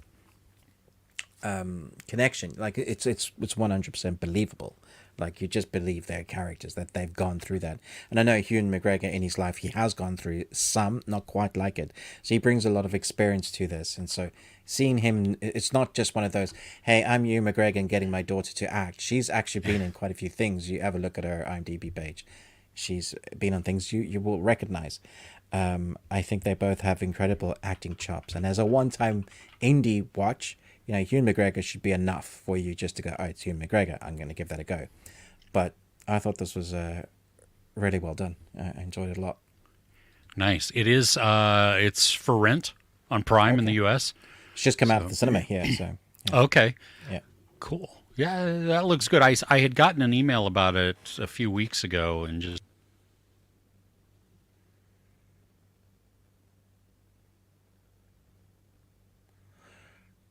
Chris, I'm going to change my battery because I cannot hear you at all. You've just gone completely silent. So just check that people can hear you in the comments, and I'll change my battery.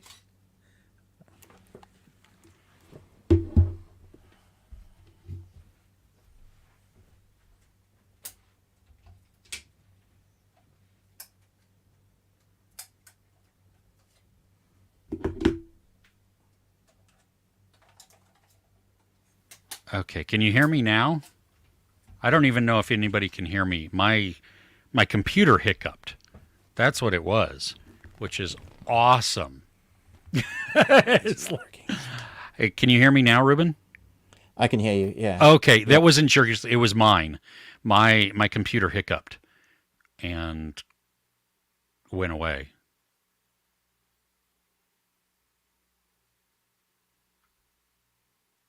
Can you hear? Can you hear me?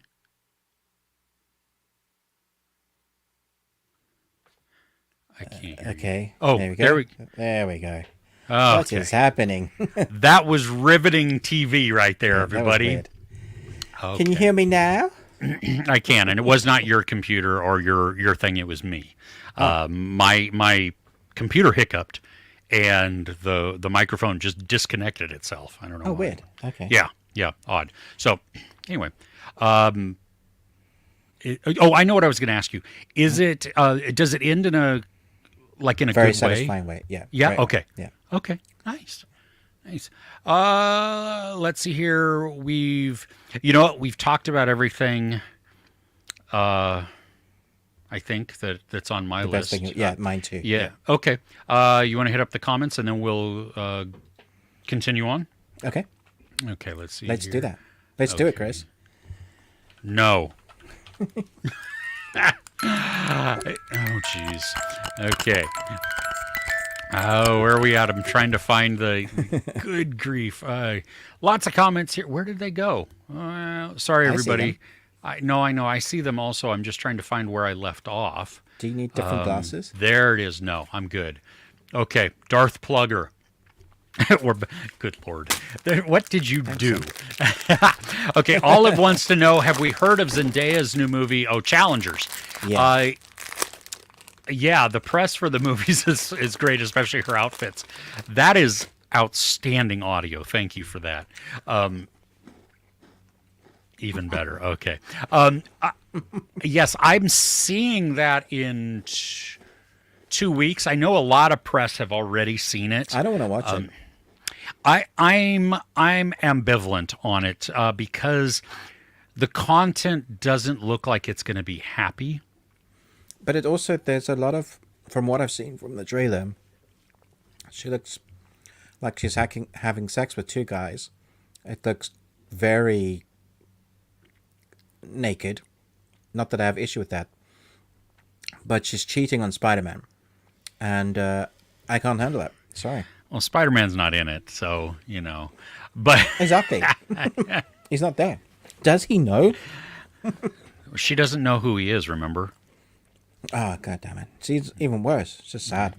Well, for him, not for her. She doesn't know yet. Anyway, yeah, no, I don't know. I don't know if I want to see. Yeah, I mean, I don't know about the it. Like, the trailer makes me feel hinky. Yeah. Yeah. Fallout made me miss Silo too. Can't wait for season 2. Chris, yes. Yes. Silo, I love Silo. Silo was so good, okay, and they're amazing books. Okay, see, I need to buy those. I need to read those. That'll be good. You know what? I just found out last night too, which is neither here nor there, but PSA for anybody at least living in the U.S. Hoopla, which is connected to your library. What is Hoopla? Hoopla, it's a website that allows you to like rent or borrow books from your public library. Oh. So you can rent, like digital books or audio books, something like that. Well, I found out last night that there is a Roku app and you can rent movies. and there are some current movies on there. Like there's all of A24's movies. Not all of them are staying. I mean, some of them are leaving their site soon, but it's free. So if you have a library card in the United States, you can sign up for a Hoopla account using your library card number and then just borrow these things. It's like, what? So if you have a whole bunch of streaming services like I do, but occasionally a movie is not on any of those, which does happen, I found one on Hoopla. Go figure. So anyway, there you go. Thanks, Chris. Yeah. The Life wall plug with Socket Sisu. Oh. What movie is that? The Life Aquatic. Wes Anderson. Right. You don't like Wes Anderson, so. No. Yeah. Bring me the head of wall plug. Nice. Yes. How do you feel about movies as a form of escapism? Not just entertainment. Like some turn to alcohol, others to movies. Yes.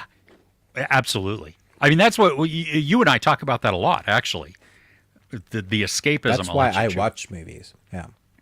Yeah, there's so many of them that you go to that it doesn't matter if they're good or bad. It's to let you outside of the real world and to go into some place that doesn't exist to, well, escape, right? Exactly. I love it. I think it's an appropriate form, and I think it's a much needed. It's much healthier than, like, let's say, alcohol or drugs. You know. Oh, yeah, absolutely, and even less expensive. I mean, it is expensive, but not nearly as expensive But not nearly as a yeah, as a tough vice than the other things could be, or gambling, for a say. yeah. Badger wants me to play Fallout on Twitch. That would be so fun. I'd love to watch that. How about if I just do it on YouTube? Yeah, you could do it on YouTube. Yeah. Because I don't need to create one more. Another thing you've got to control. Yeah, Yeah, you should be fine. You're already monetizing that, so that would make sense.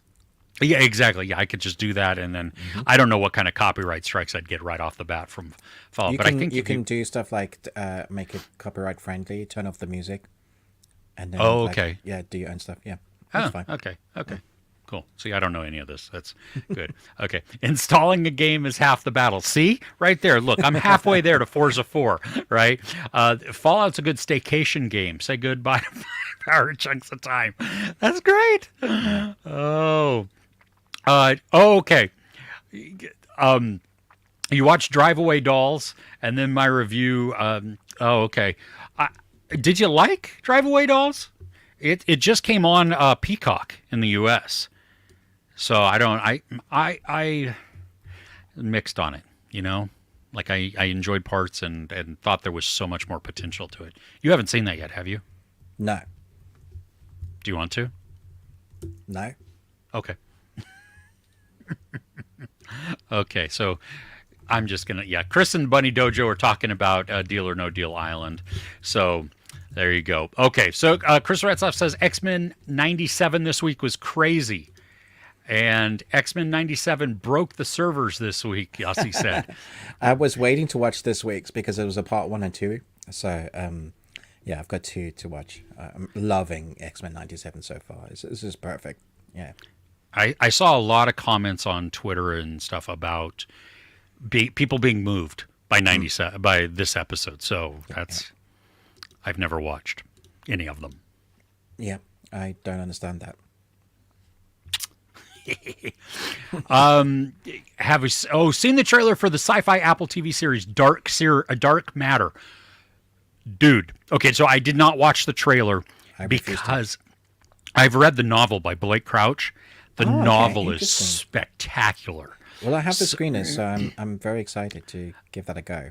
Me too. I am really looking forward to this one. And I read Dark Matter like 2.5 years ago or something like that. So I don't remember every bit of, all of the details in there, which I think will be good. I think that's good because you don't want it too fresh in your mind because you don't want to compare it. Yeah. Exactly. Yeah. And when I read it, I didn't know that there was going to be an adaptation. Right. But it's got Joel Edgerton and is it Jennifer Connelly there, I think? She does good sci-fi. She was great in the TV series of Bong Joon-ho, the Snowpiercer series. Oh, okay. I didn't watch that. I only watched the movie. Okay, cool. Yeah. Chris Retzlaff, Yossi, also looking forward to Dark Matter. Love you. So much Fallout today. Love it. Question for Chris. Are you still continuing watching Attack on Titan? Which episode are you at? Please watch it with English subtitles. Okay. No, I haven't gone back to it yet. And that's not because I don't want to or not that I'm not liking it. I've just had a lot of other things to watch. Will I go back to it? Absolutely. I will try to watch it. I'll probably watch it with subtitles just because I can then do it because it's on Hulu with subtitles. The one I was watching it before was dubbed, which wasn't bad. I didn't mind the dub. Crunchyroll has both as well if you want to choose. Yeah. Okay. Cool. We're still watching it, my wife and I. We're almost on season 4 now. Nice. Well, The oh no, my youngest and his girlfriend just finished season 1. They've been watching it together. So yeah, it's good. You Taka, hey there, welcome. You want this now? It's going to take forever to get to us, which I think is, what was the movie we were just talking about that like is Exhuma? no, Back to Black, I think, is the Back to one. Black. Right. Yeah, that is out until not forever. Okay. Have you seen Death Race 2008? Yeah. I have not. Is it good? It's fine. Okay. Okay. Okay. Fair enough. It's the Jason Statham film. Oh, which is a remake, right? Because Death Race is a few times, I think. Yeah, and there's like Okay. Death Race 1 and 2 and 3 and whatever. Like Okay. a franchise of death races. Gotcha. Okay. Naoki Exhuma gave so much of the wailing vibe. Oh yeah, I could see that, especially the slow unraveling, and then as it gets more and more intense as we get it further into the mystery and I'm trying stuff. to remember what the wailing was. It's Oh wait, yeah, okay, no, I know. Yeah, yeah, that was great. Yes. Yeah. Let's see here. Okay. Everybody was answering me from back when we could hear me. No, I couldn't Cheers, hear me. everybody. How do we like the Joker 2 trailer? I think I watched it 30 times, Chris. Ruben, did you watch the Joker 2 trailer? Yeah, I did. Yeah, it made me get on board. I was like, yeah, because I wasn't sure before. Like the first one for me is so good that I was like, a sequel and it's a musical, really. But now seeing how they're doing the music, I was like, okay, I get it now. This is gonna work. The finishing shot is incredible. Is that the one with drawing the Yeah, with lipstick? the smile. Okay. I have not watched the trailer. There's actually I'm on several board. trailers that I need to watch, but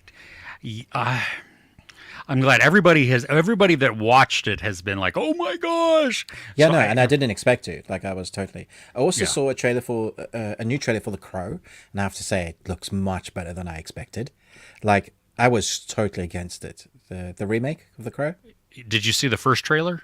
Yeah, I wasn't Okay. into it at all. And Okay. this new one, I was like, okay, now I get it. You really are kind of doing your own things, still kind of keeping to that lore.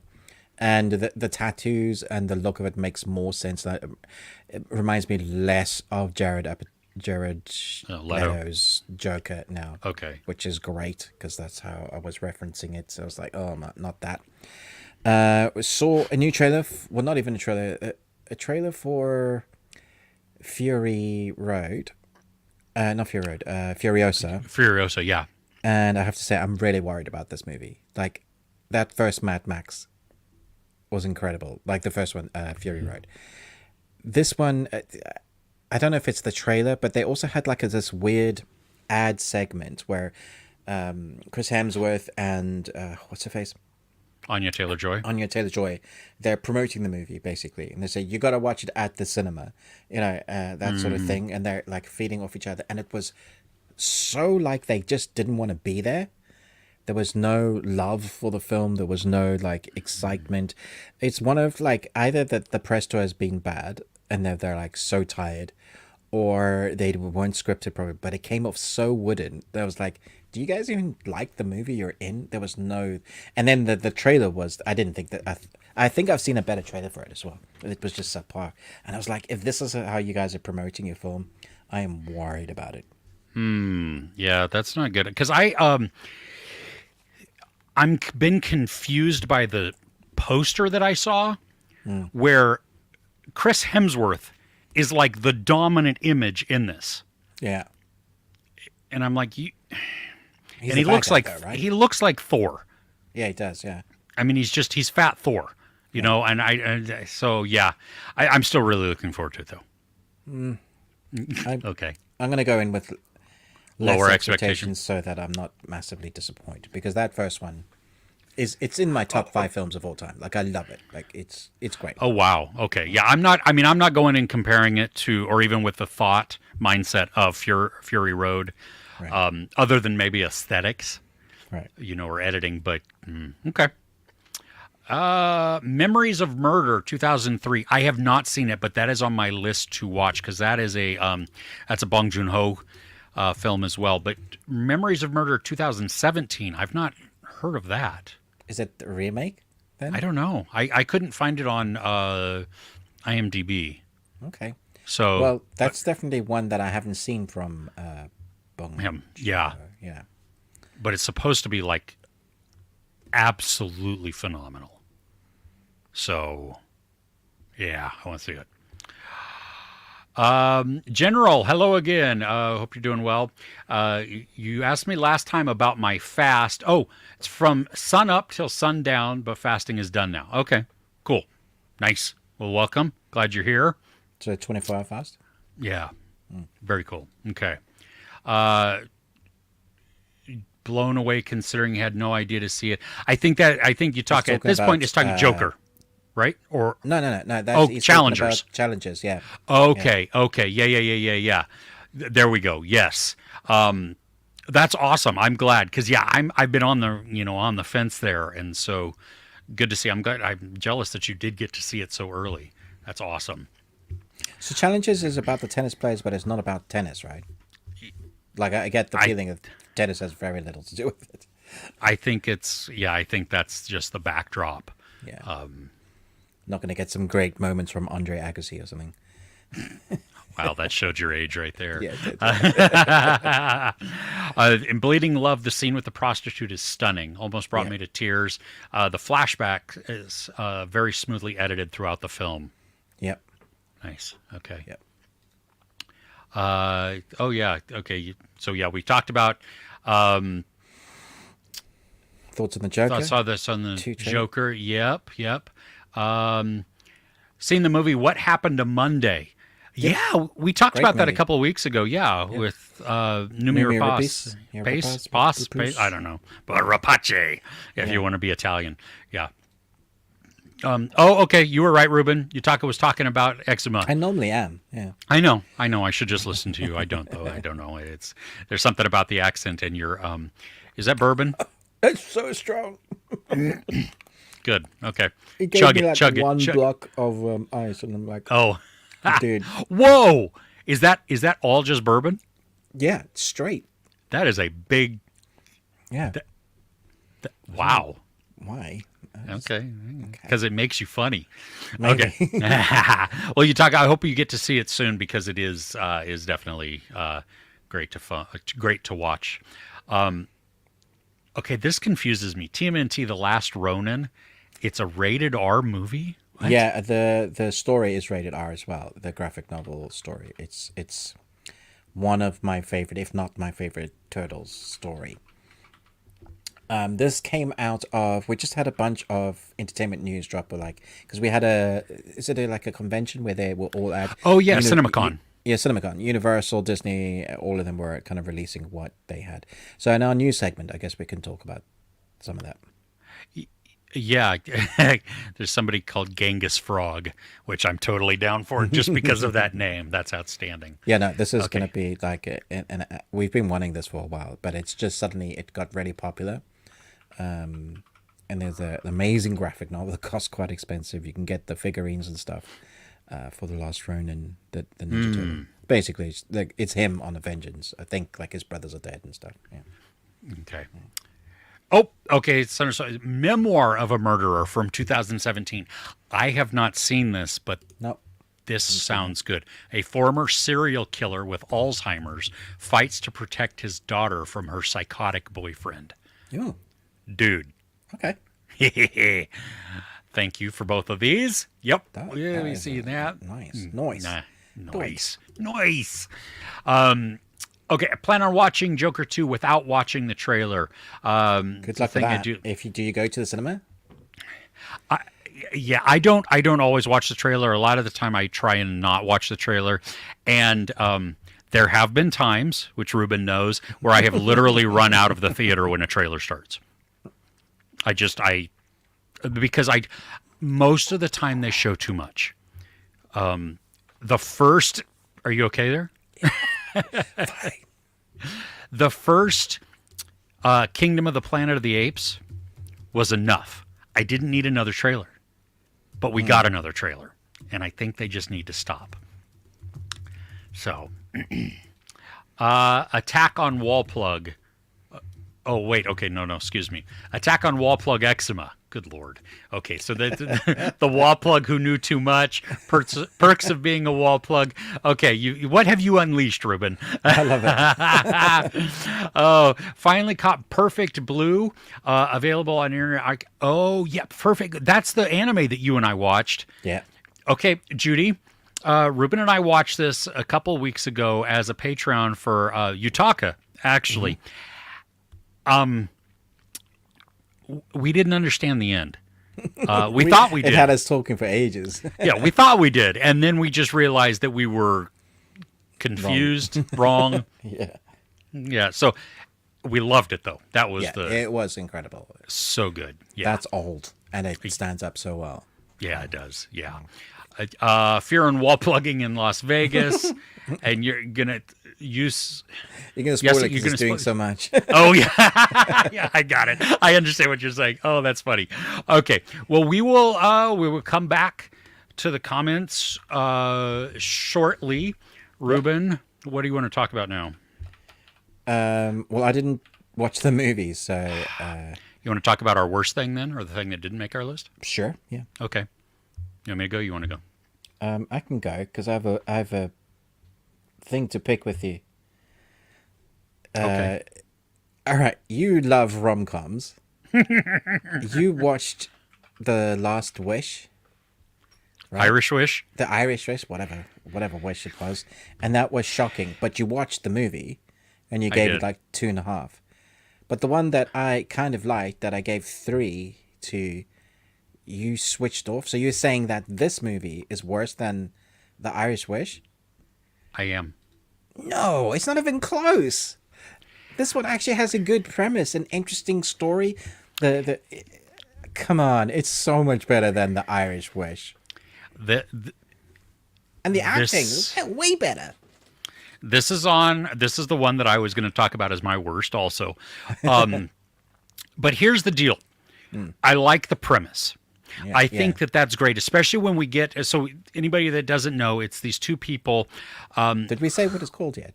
Love Divided. No, Love we Divided. didn't. No, yeah. Okay. On Netflix, just came out. Yeah. And it's these two people who share a wall of apartments, but it's actually different apartment buildings. Yeah. And the wall has like no insulation. The dude is a game maker, and so he creates all kinds of funky noises, but he only likes to work early in the morning. The girl is an aspiring singer, songwriter, who also works at like a smoothie shop, and she prefers to also write. Well, she's a pianist, but she wants to sing. Yeah. Yeah. She's and she won like Spain's Got Talent or something like that. This is her first movie. And which I didn't even mind, whatever. So I like the premise of it. We get some shots of them as they it's a montage of them starting to talk to each other through their wall. And so it's a top-down look at them. They move their beds to the wall so that they can lay there and they can just talk and whatever. I liked that. It wasn't enough. And there was no chemistry, no feeling, no fun. Everything was flat to me as we're going through. And so halfway, like even she has this ex-boyfriend who's also her manager type of thing. And some of these interactions could be cute, but they feel forced. I don't know. Why did you like it? I really like the premise. I love the idea of people falling in love across the world without having seen each other. I think that's really good. You don't get a lot of that, so that by the time they do meet each other, I like the idea of them them trying to find each other but not meeting. I thought that was a play on the. So at one point she goes on a date. She thinking it's him. Yes. Because he apparently only wears cowboy boots. So she sees a guy with cowboy boots, and that whole interaction is pretty funny because she's like, this is not the guy I talked to at all. Like, where is this guy? So there are moments that I really liked in this.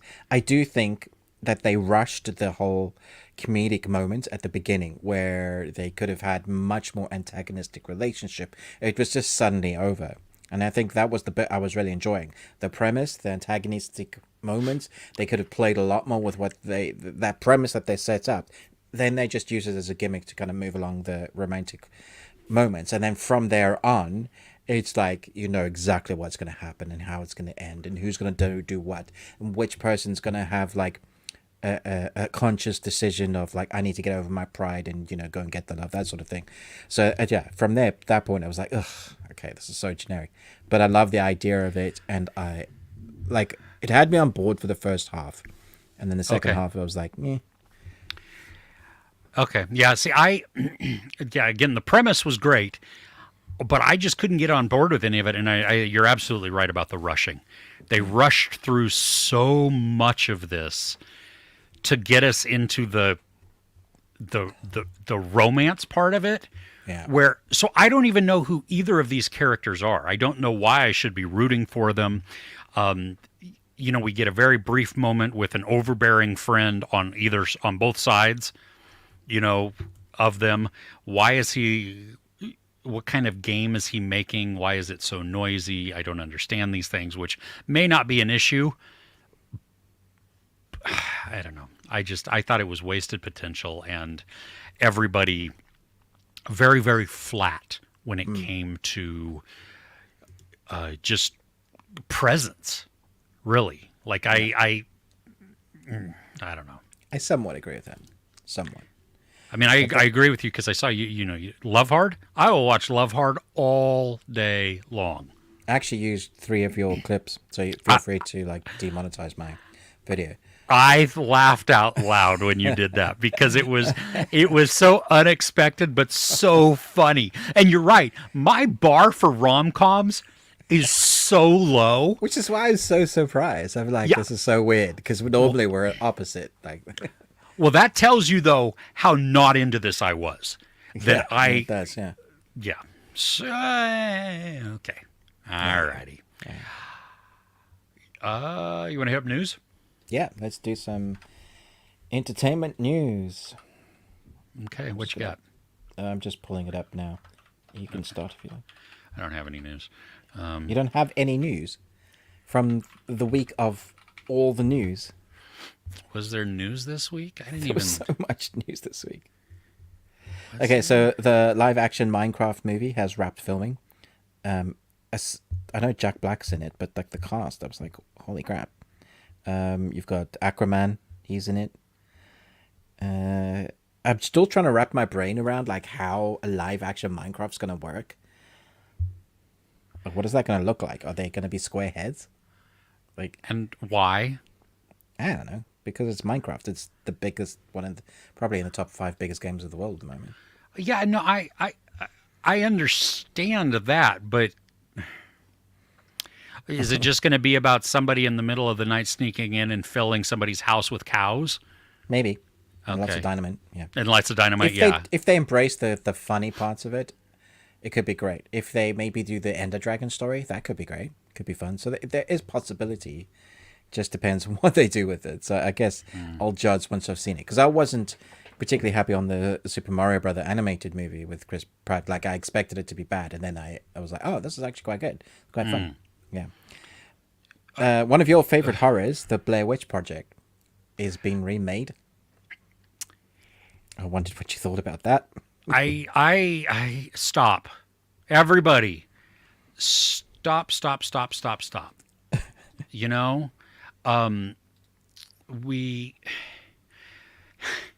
the Blair Witch Project.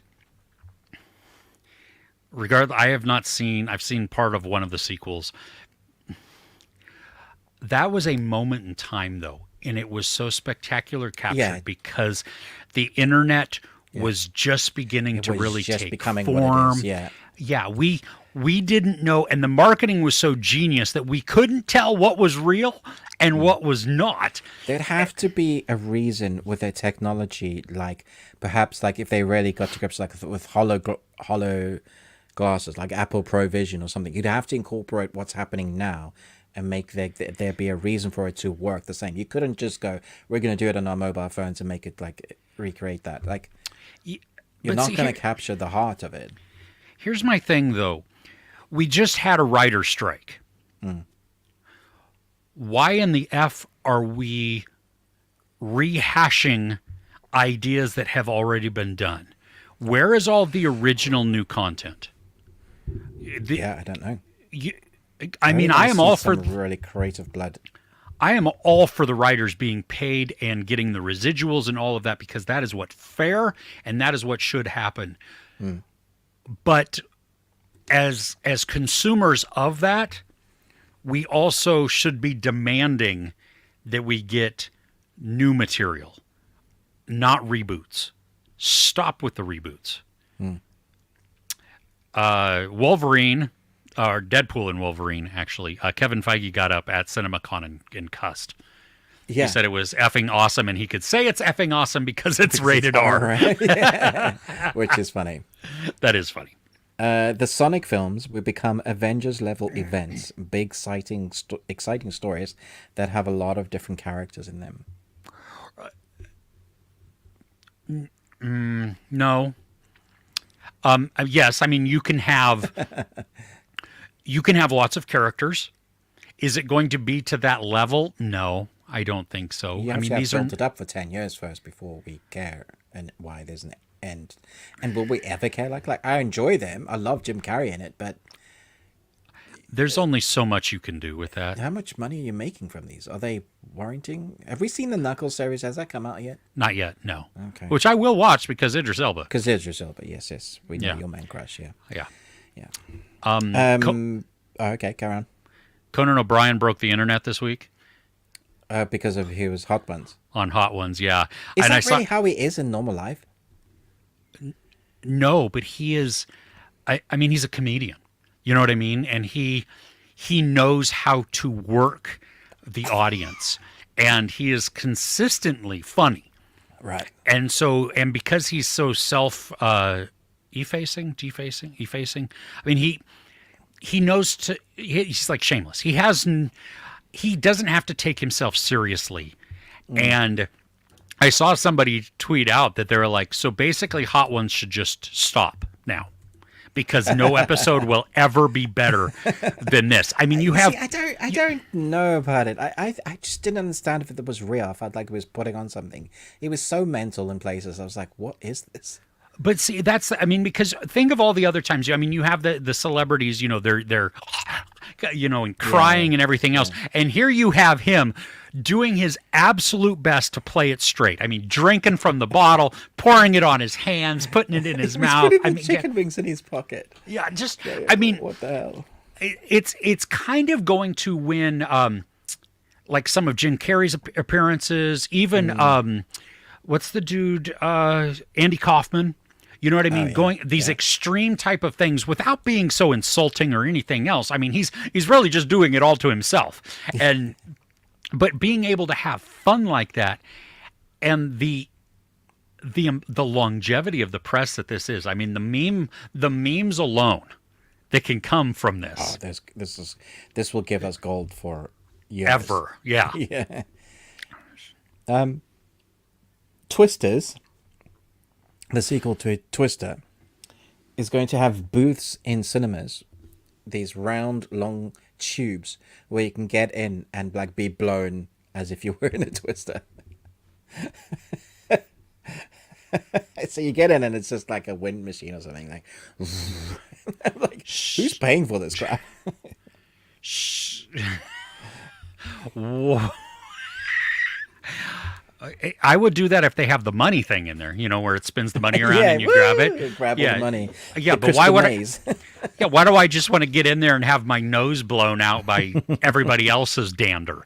That's... Yeah. Kit Harington says that the Jon Snow series is no longer happening. Currently, it's off the table because we all couldn't find the right story to tell. It's so funny. They're like, yeah, that's definitely happening. For years, they're like, definitely happening. And I was like, no, it's not. Yeah, yeah. Good news. The Boys season 4 is absolutely complete. So it's releasing June 13th. Stranger Things, can you pay attention here? Take note, guys. Every other series, take note. The Boys finished season 3 and took like 2 weeks off and then began filming season 4. Not writing season 4. We're still writing, setting up a Twitter image of, hey, look, we're still trying to decide what the title is, and then we'll start writing. So what? Really? Yeah, you show us a blank dry erase board for season 5 of Stranger Things. That didn't get me excited. That just pissed me off. Just made me just so upset. Yeah. However, Now You See Me 3 will bring back the original cast and combine them with a new generation. Ruben Fleischman is confirmed to direct. Wait, the original cast. So Isla Fisher's coming back? I don't know. I hope so. She was great. She was, but Lizzie Kaplan was awesome too. So Yeah. Both? I don't know. Oh, that would be cool. Okay, I'm down with that. I mean, it's less confusing, right? Yeah. Henry Cavill confirms that he has already started training for Chad Stahelski's Highlander. And he said, if you've seen me do sword work before, you haven't seen anything yet. That... I'm excited for that. I don't think it needs to exist, especially because it is a remake, a reboot, or whatever. Oh, yeah, but the first one's a shit film, so... It is not. I just rewatched it like 3 or 4 weeks ago. I know you did. It's only the music and nostalgia. Come on. Okay, sure. Still though, come on. I mean, you have... Here we are. Highlander 2, though, is an abomination. No, that's better than the first one. It retcons the entire movie. What are you doing? You don't get to do that. That's... No, stop. Ballerina has been delayed. Oh. Significant set pieces to be added to the film, and is set between John Wick 3 and 4, and Keanu Reeves does have a decent part in it. Really? I thought he was just going to have a cameo. I think it's more than a cameo because it's set in the world of the Wick, and it's between 3 and 4, so he's properly alive, not like a memory or just a passing of the baton thing. So, be interesting to see. Maybe he's running away, he encounters her. That's kind of where it starts. I mean, because we have in Parabellum, we have the scene which introduces that whole segment of assassins. Yeah. So, and that whole nasty toenail scene and stuff. But this is the funniest and strangest entertainment news I have this week. Okay. Nia DaCosta, listen to this so you'll understand why it's funny. Nia DaCosta is set to direct the second film in the 28 Years Later trilogy. Work that out in your head. I saw that, and it didn't really... It means that the third part is 2 movies, so it's not really a trilogy. But they're probably going to call it part 1 and part 2. That's... well, and why is she doing the... Who's directing the first part? I don't know. Yeah, I don't know. Yeah, and that's... okay. Okay, Heroes sequel series is in the works, titled Heroes Eclipsed. The series is set years later, where new Evos are being awakened and discovering powers that will change their lives. When I heard this news, I was like, this doesn't need to exist. They don't need to do this at all. No, yeah, I saw that also, and I don't understand why we...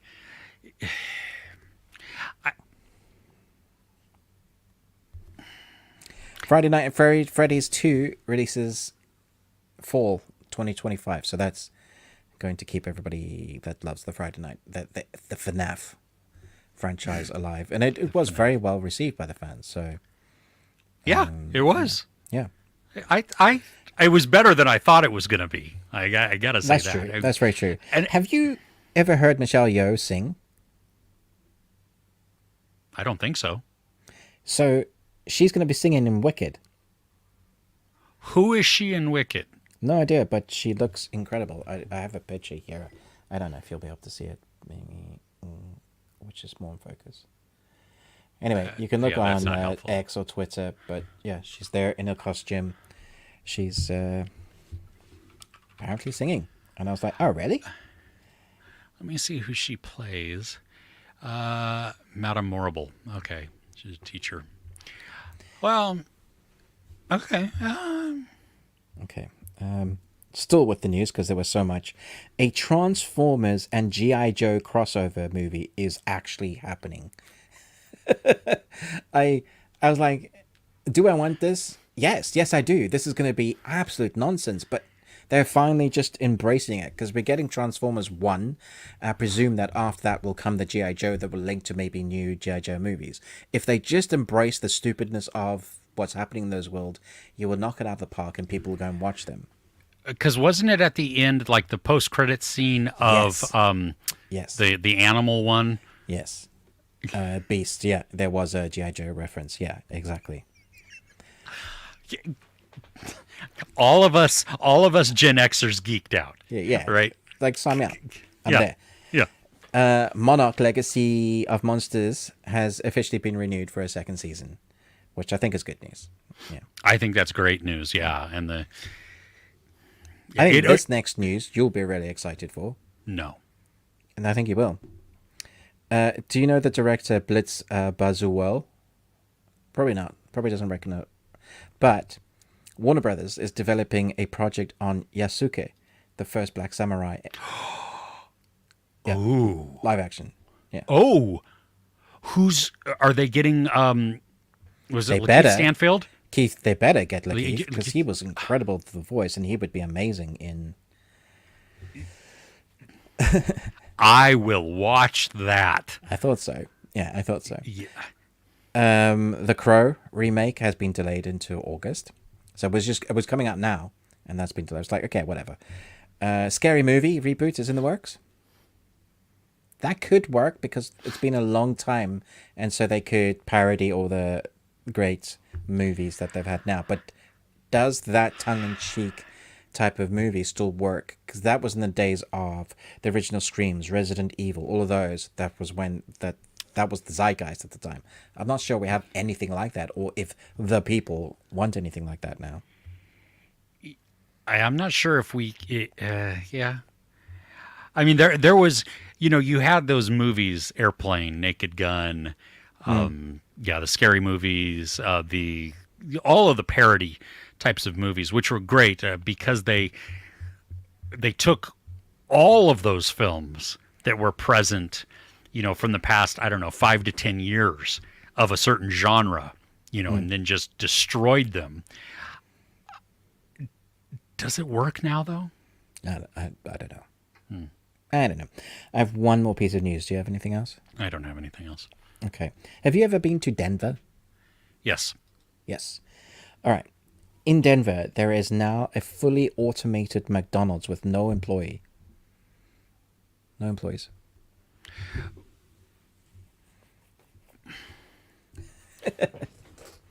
Who's making my hamburger then?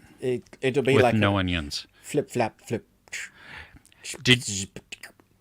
Well, at a recent some show in Vegas that it was showing a robot doing tasks, kind of like an Amazon type of thing. Yeah. After 10 hours of straight work, it collapsed, just fell over. This is slave labor. I'm not working anymore. Yeah, exactly. I mean, it's just that shows the capitalism as how bad it is for the worker. But I mean, in one hand, I don't get people doing weird things to food. But that means also that all of these people are out of jobs. Yeah. And come on, you have to have human employees there to oversee the machines, because the machines are going to break, especially the milkshake and the ice cream machine, because at McDonald's that never works. And so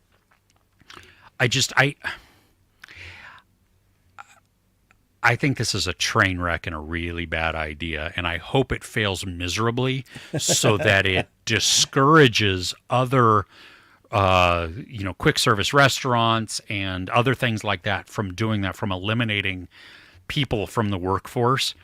Because I mean, whether you are, a teenager just starting out to get a job, you're somebody that needs to, it's a second job, or maybe it's your only job, but you're trying to make things meet, whatever that is, you know what I mean? If you take that opportunity away, it's harder and harder to get a job, even if you have multiple degrees, So I don't understand that. Why would we make it even more difficult for everybody to just earn a living? Because humans like to do that. There is a movie in there though. So when the is. robots go bad and they start, it's like iRobot and Cloudy with a Chance of Meatballs. Yeah. Funny, right? Yeah, well, maybe, hopefully. Okay, what are we doing? We're gonna get things we're looking forward to, or Yes. go to the Yeah. Let's look at things we're looking forward to, and then we'll go back to the comments. Okay.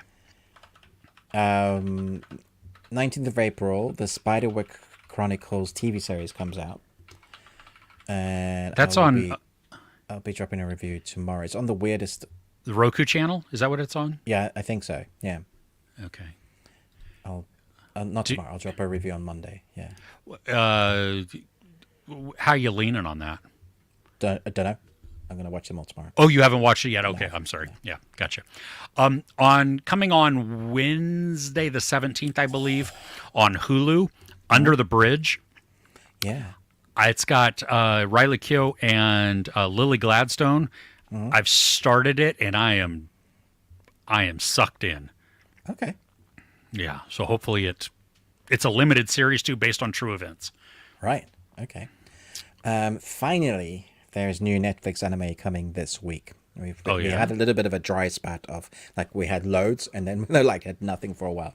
So this one, I think you may even like. It's called the Grim Variations. So it's the Grim Tales, but anime style. So we have sci-fi, fantasy, all of the kind of. There's 6, I believe. It's an anthology series. Sorry, you were going to say something?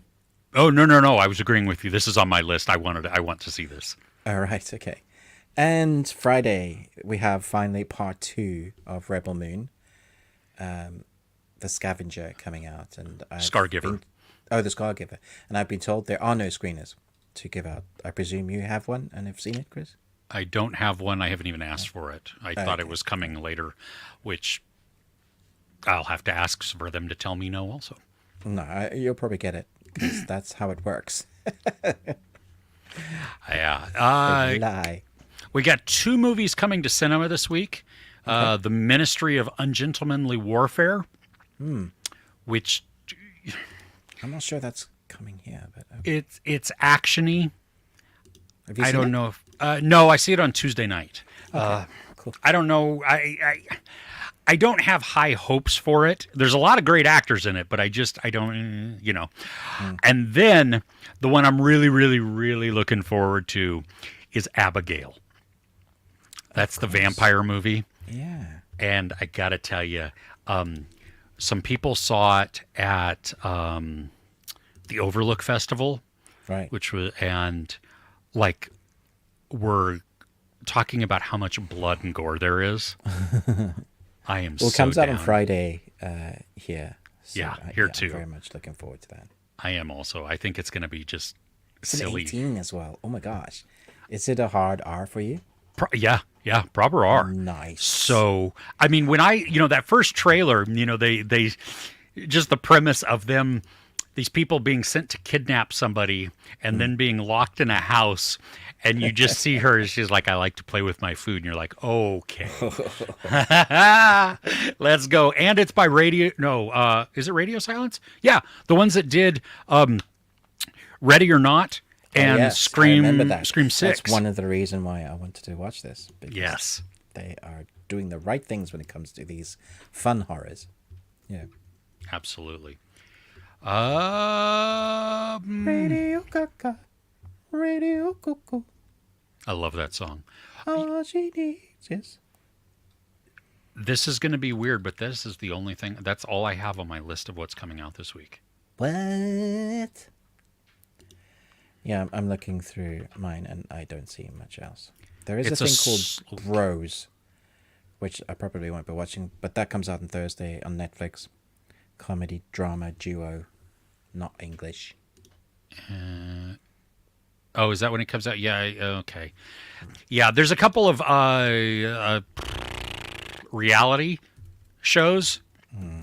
So The Circle, a social media competition on April 17th, which seriously, everything about that title drains my soul of any happiness. You're like, there's so much to hate about that. Yeah. Don't hate the player. I don't know if that's another like influencer centered. I don't know. I don't even care. I don't do reality. There's a documentary, Living World. Oh, okay. I was gonna say, have you watched any of Franklin yet? Yes, I did. Okay. Oh, you didn't like it, did you? Yeah. We didn't even finish the first episode. Oh, good Lord. Okay. I tried to. I mean, we were like, okay, let's just go, and it's just like, ugh. I don't know what it is, because Manhunt, I hated. Just could not get behind that. This one, while I think period pieces you don't like. No, it's not that I don't like period pieces. I just don't think that Apple is doing them well. Right. I don't. Michael Douglas as Benjamin Franklin was just Michael Douglas. You know, and okay, whatever. Like, I love Kevin Costner when he plays Kevin Costner. He's just a grumpy old guy, you know. So I don't know. I'm not liking it at all. Did you watch any of it? No. I just like there's sometimes you can just read a series just by the posters and the short descriptions that you're like, yeah that's not going to be for me, and that's how that one reads. So. Yeah. That does remind me, though. I want to talk about this. They literally stole part of a line from Hamilton. Really? There's a song that in Hamilton that George Washington is singing, and he's like, we're outgunned, outmanned, outplanned. In this, they say we're outgunned, outmanned, and then one other word, and I'm like, really? You literally just, I mean, you didn't even change it. Like, what a rip-off. You know, they had more guns than us. I was like, oh no, okay, I'm sorry. You just huge strikes here. So yeah. Okay. Okay. That is. You don't have any Apple TV series or movies coming up? No. Let's end on happy. End on a happy. And go with the chat. Let's go back to the chat here. Let's go to our people. Yes, because that would be a fun way to end, because it's the most enjoyable. Chris Retzlaff, the wall plugs, age of anchors, wall plugs assemble. Oh gosh, you're all killing me here. Wall plugs assemble. Wall plugs assemble. Yeah, I knew it. General, really wish I played the game before Fallout, but I'm liking it either way. And Ruben, it's not 24-hour fast. It's for oh my gosh, a month fast. How are you alive? Till 7 p.m. and then we attack the food. Oh right, okay. So you eat every day, but you fast every day as well for a month. Is that like a religious thing, like Ramadan or something, or just health? Because it can be either. Yeah, that's interesting. That's a good question. Yeah. Civil wall. Okay. Lemony Snicket's a series of unfortunate wall plugs. I love that one. That might be my favorite so far. That's a good one. That's very good. Memories of Murder 2017. Okay, yeah. Which is a Japanese remake version of a Korean Confessions of Murder from 2012. Oh my gosh. Okay. Well, another one though. Let me write down that one. But Lavia, it seems like you're still enjoying that chai tea. Did I remember that correctly? That's what she was drinking. TT. TT. You're saying chai. You're saying tea twice. Non-bread. You're saying bread. Bread. Oh, yeah, there you go. Doctor Strange wall plug, how I learned it. Yeah. Oh, my gosh. Then they go on Clockwork wall plug, Eyes Wide wall plug. Now, that's a good one, too. Because that really works. Hope we talk about Blumhouse remaking Speak No Evil when the original isn't even cold in the ground. Okay, Yutaka. Right? Thank you. This should not exist at all. The first one is, like, I saw that at Sundance, I want to say, and it is a messed up movie. I mean, once we figure out what's going on, and then I did not like the end because it's so hopeless. Wasn't that 2 years ago? Yeah. That's crazy. Yeah. And why? Is it because Americans don't understand any other language? Oh, is it? It's not English, is it? Okay. No, it wasn't. But they do speak some English, I think, in it. No, I know Dum Dum, you Dum Dum. Yeah, exactly. Yeah. This is. I should say, I checked out Yutaka's YouTube channel this week. It was interesting. Nice. Yeah, I was watching one.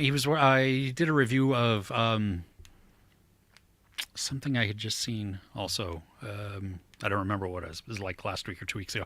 Human Centipede. Yeah, that's it. No, but I don't think. I mean, so everybody, Speak No Evil. It's on Shudder, I think. It should still be on there. Maybe to rent if you don't have Shudder or whatever. But that one it's messed up and it's dark and it is depressing and horrifying and probably aggravating and maddening also. Especially as we get towards the end, because some of the characters do some chicken shit things. But yeah, that's $1 in the swear jar, Chris. Or at least, yeah. Shiny, I can't wait for Conan's travel show. Conan Must Go. I'm looking forward to that, actually. That might be fun. The other one... have you seen the trailer for it at all?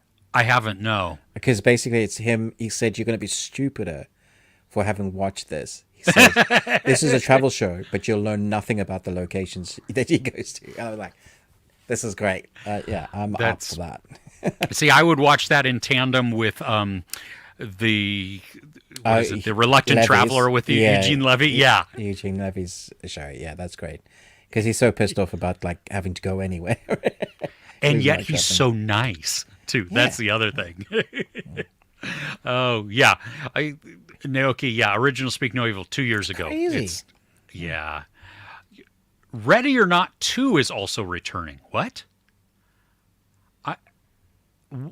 How? Maybe it's a different set of people. And somehow she gets roped in for another Jack Bauer 24-hour day. Or, you know what would be hilarious is if she's getting married again and there's some other weirdos like you should be like, you effing kidding me? See that, but then the movie should just end right there. You know what I mean? Like, Ready or Not, Die Harder. Yeah. Yeah, exactly. Yeah, Blumhouse. They are so hit and miss with me. They used to be so quality, and now it's like, what are you doing? Yeah, they slap their name on everything. Mm-hmm.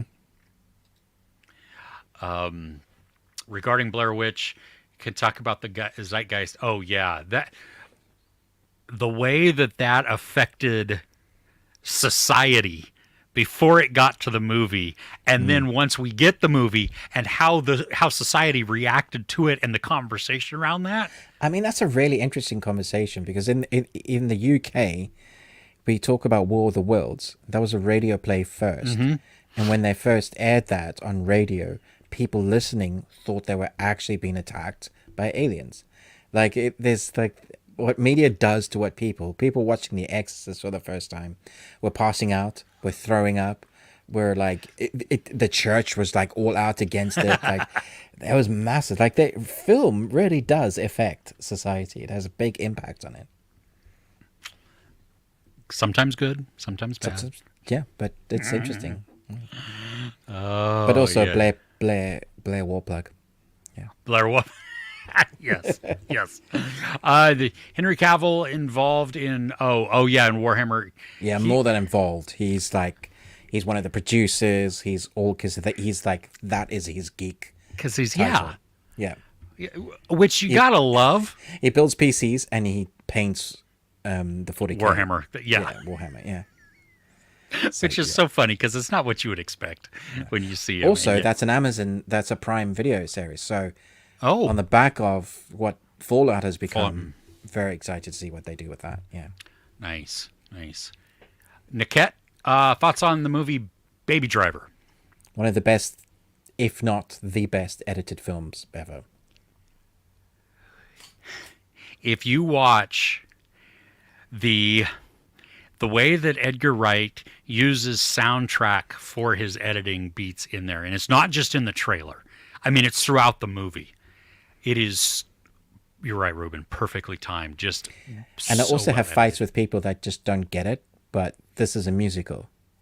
It's just a different musical. Watch it with that in mind, and you'll totally get it. Like, Yeah. yeah. And it's funny too. I love it. It's a really good film. Yeah.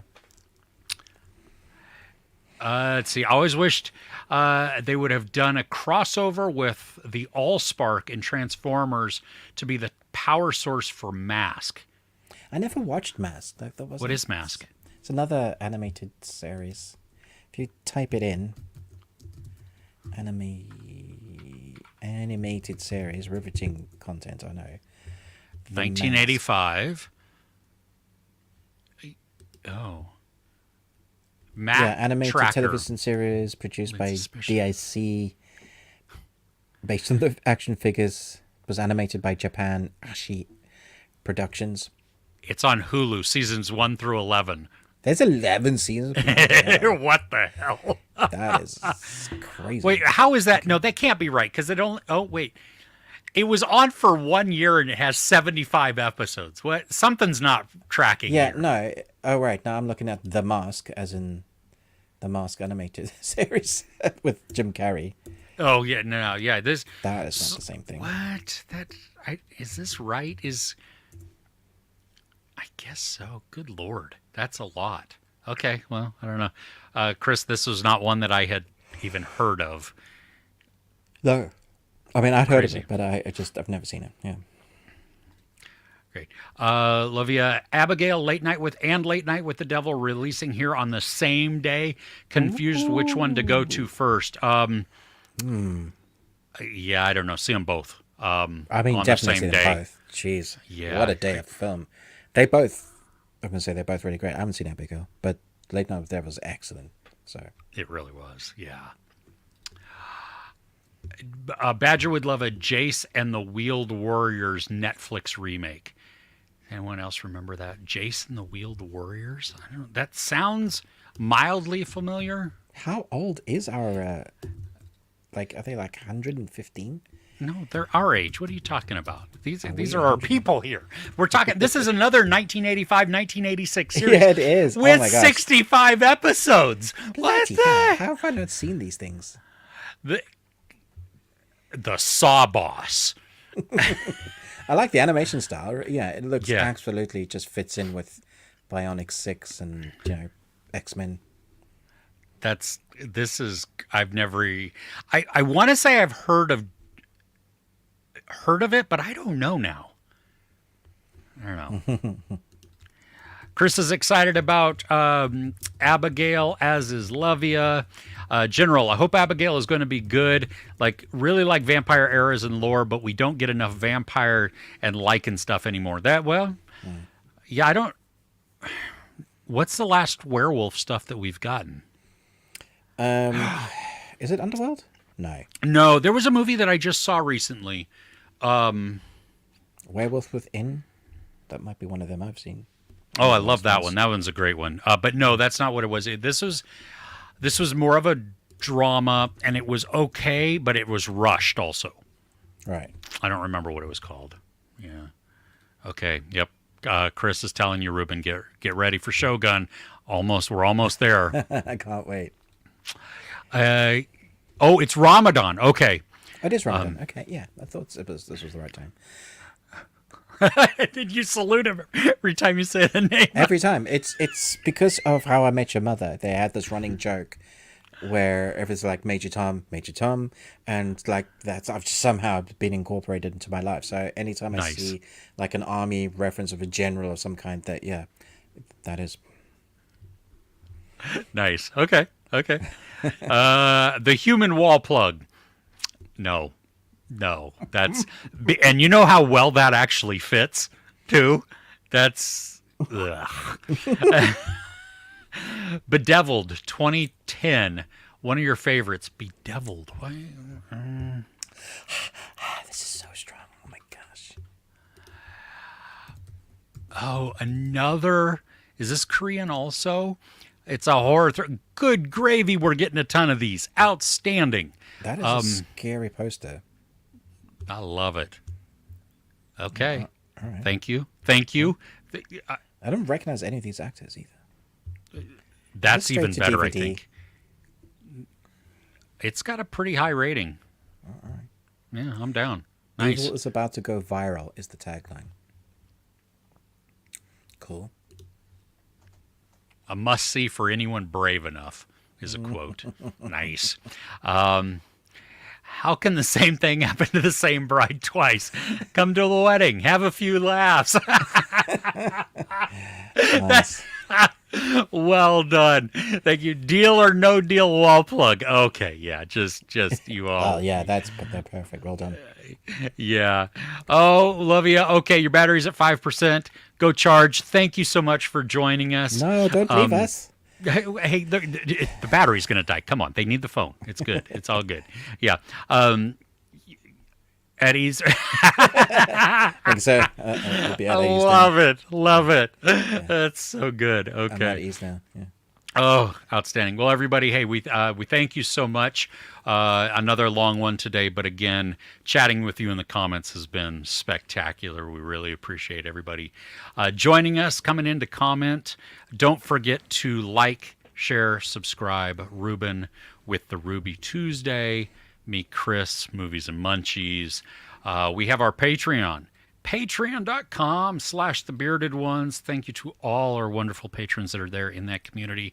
Like Ruben mentioned, if you want access to all of the content, it's £1 to get you in. There's a free tier, which will allow you to see certain things and just gives support of just like, yay, for there. And then other tiers that allow you to make me watch anime or anything else.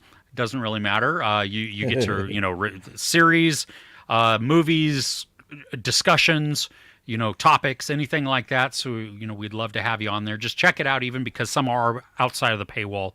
You get an idea before you even have to commit. And then it's not even a long-term commitment if you want. You can just do, each month, switch around, anyway, doesn't really matter there. We would love to see you there. Take care. General, we appreciate it. Thank you so much. With that, hey, we are going to see you all next week. Okay? Sound good? Yeah, we're coming to your houses. Yeah. We are. I like cookies. All cookies except for snickerdoodles. I don't like snickerdoodles. Everything else, though, yes. Ruben, are you making a suggestion? Do you have a... No? I just like food. Just feed me. Yeah. Okay, cool. See? We'll be there next week. All right? Take care.